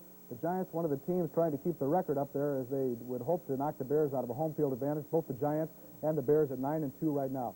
And Philadelphia this afternoon, Buddy Ryan's team played host to the Lions. The Eagles and Detroit came into the game with identical 3-7 records. The Lions came up winning it with a late field goal. Low-scoring game. It's all defense. Let's take a look and see how it went this afternoon. First quarter, Detroit goes on top. It is Joe Ferguson to Jeff Chadwick, 72 yards for a touchdown. Chadwick is gone, and it is 7-0 Detroit on top. Into the fourth then, the Eagles took an 11-10 lead. A minute 45 to go. The scrambling quarterback of the Eagles, Randall Cunningham, lost the ball there, and Detroit picked it up on the 42-yard line, and that set the stage for Eddie Murray. 40 yards, Murray knocks it in, and there was the field goal that won the game by a score of 13-11. Detroit winning over Philadelphia this afternoon. The record now goes to 4-7. In the AFC this afternoon, the Seattle Seahawks and Cincinnati Bengals have been slumping lately. Something had to give today because they played each other. At Riverfront Stadium in Cincinnati, Cincinnati had a 10-point lead right here when Seattle cut that gap. Dave Craig throws to Steve Largent. Nice catch by Largent as that gets down 28 yards and set up a 1-yard touchdown. 10-7. The lead was down to 3. Look at this wild play. Boomer Esiason fell down. He had Seahawks all over him. He rolls out. He finally gets rid of the ball and finds Chris Collinsworth 37 yards down to the 6, setting up a touchdown. And that right there made it 17-7 Bengals, and it was no contest after that as it went on, and they won it easily by a final score of 34-7. Now let's check out some of the games that have just started in the NFL. The Dallas Cowboys are pretty banged up, and just when their offense was really getting powerful, Walker Dorsett and Danny White hurt. Dallas today playing San Diego, and they're looking pretty good so far. They're off to a 10-0 lead. This was their early touchdown as Steve Pelluer threw it, and it is 68 yards. It really didn't matter if Mike Sherrard caught that or not. He got the touchdown because he caught it, but it would have been pass interference. He scored there to make it 7-0, and Dallas is now on top of San Diego. San Diego in bad shape this year, having a rough year. That score is 10-0 right there. All right, let's look at some of the other late games right now that are going on. 10-0 in the Dallas game, as I said. The Rams and New England playing this afternoon. New England over the Rams 13-7.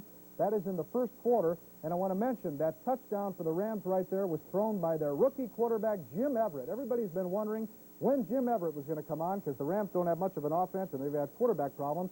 Everett comes on, and in his second NFL pass, he throws a touchdown. New England over the Rams. That is 13-7. That is in the first quarter, early in the game. Denver all over Kansas City, 21-0. That also in the first quarter. Some of the other games.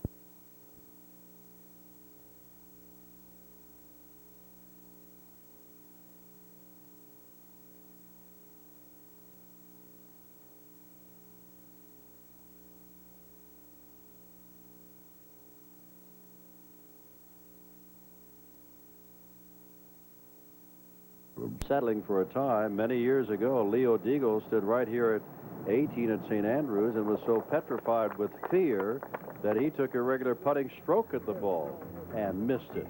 At the moment, Longmuir, Norman, and Jacobson are leaders by 1 shot. All across the country, every day, USFNG insures you your work, your home, your play. The USF&G in the USA. USF&G protects your business, home, auto, and life through 6,000 independent insurance agents all across the country. Protecting what you value and ensuring your way. The USS and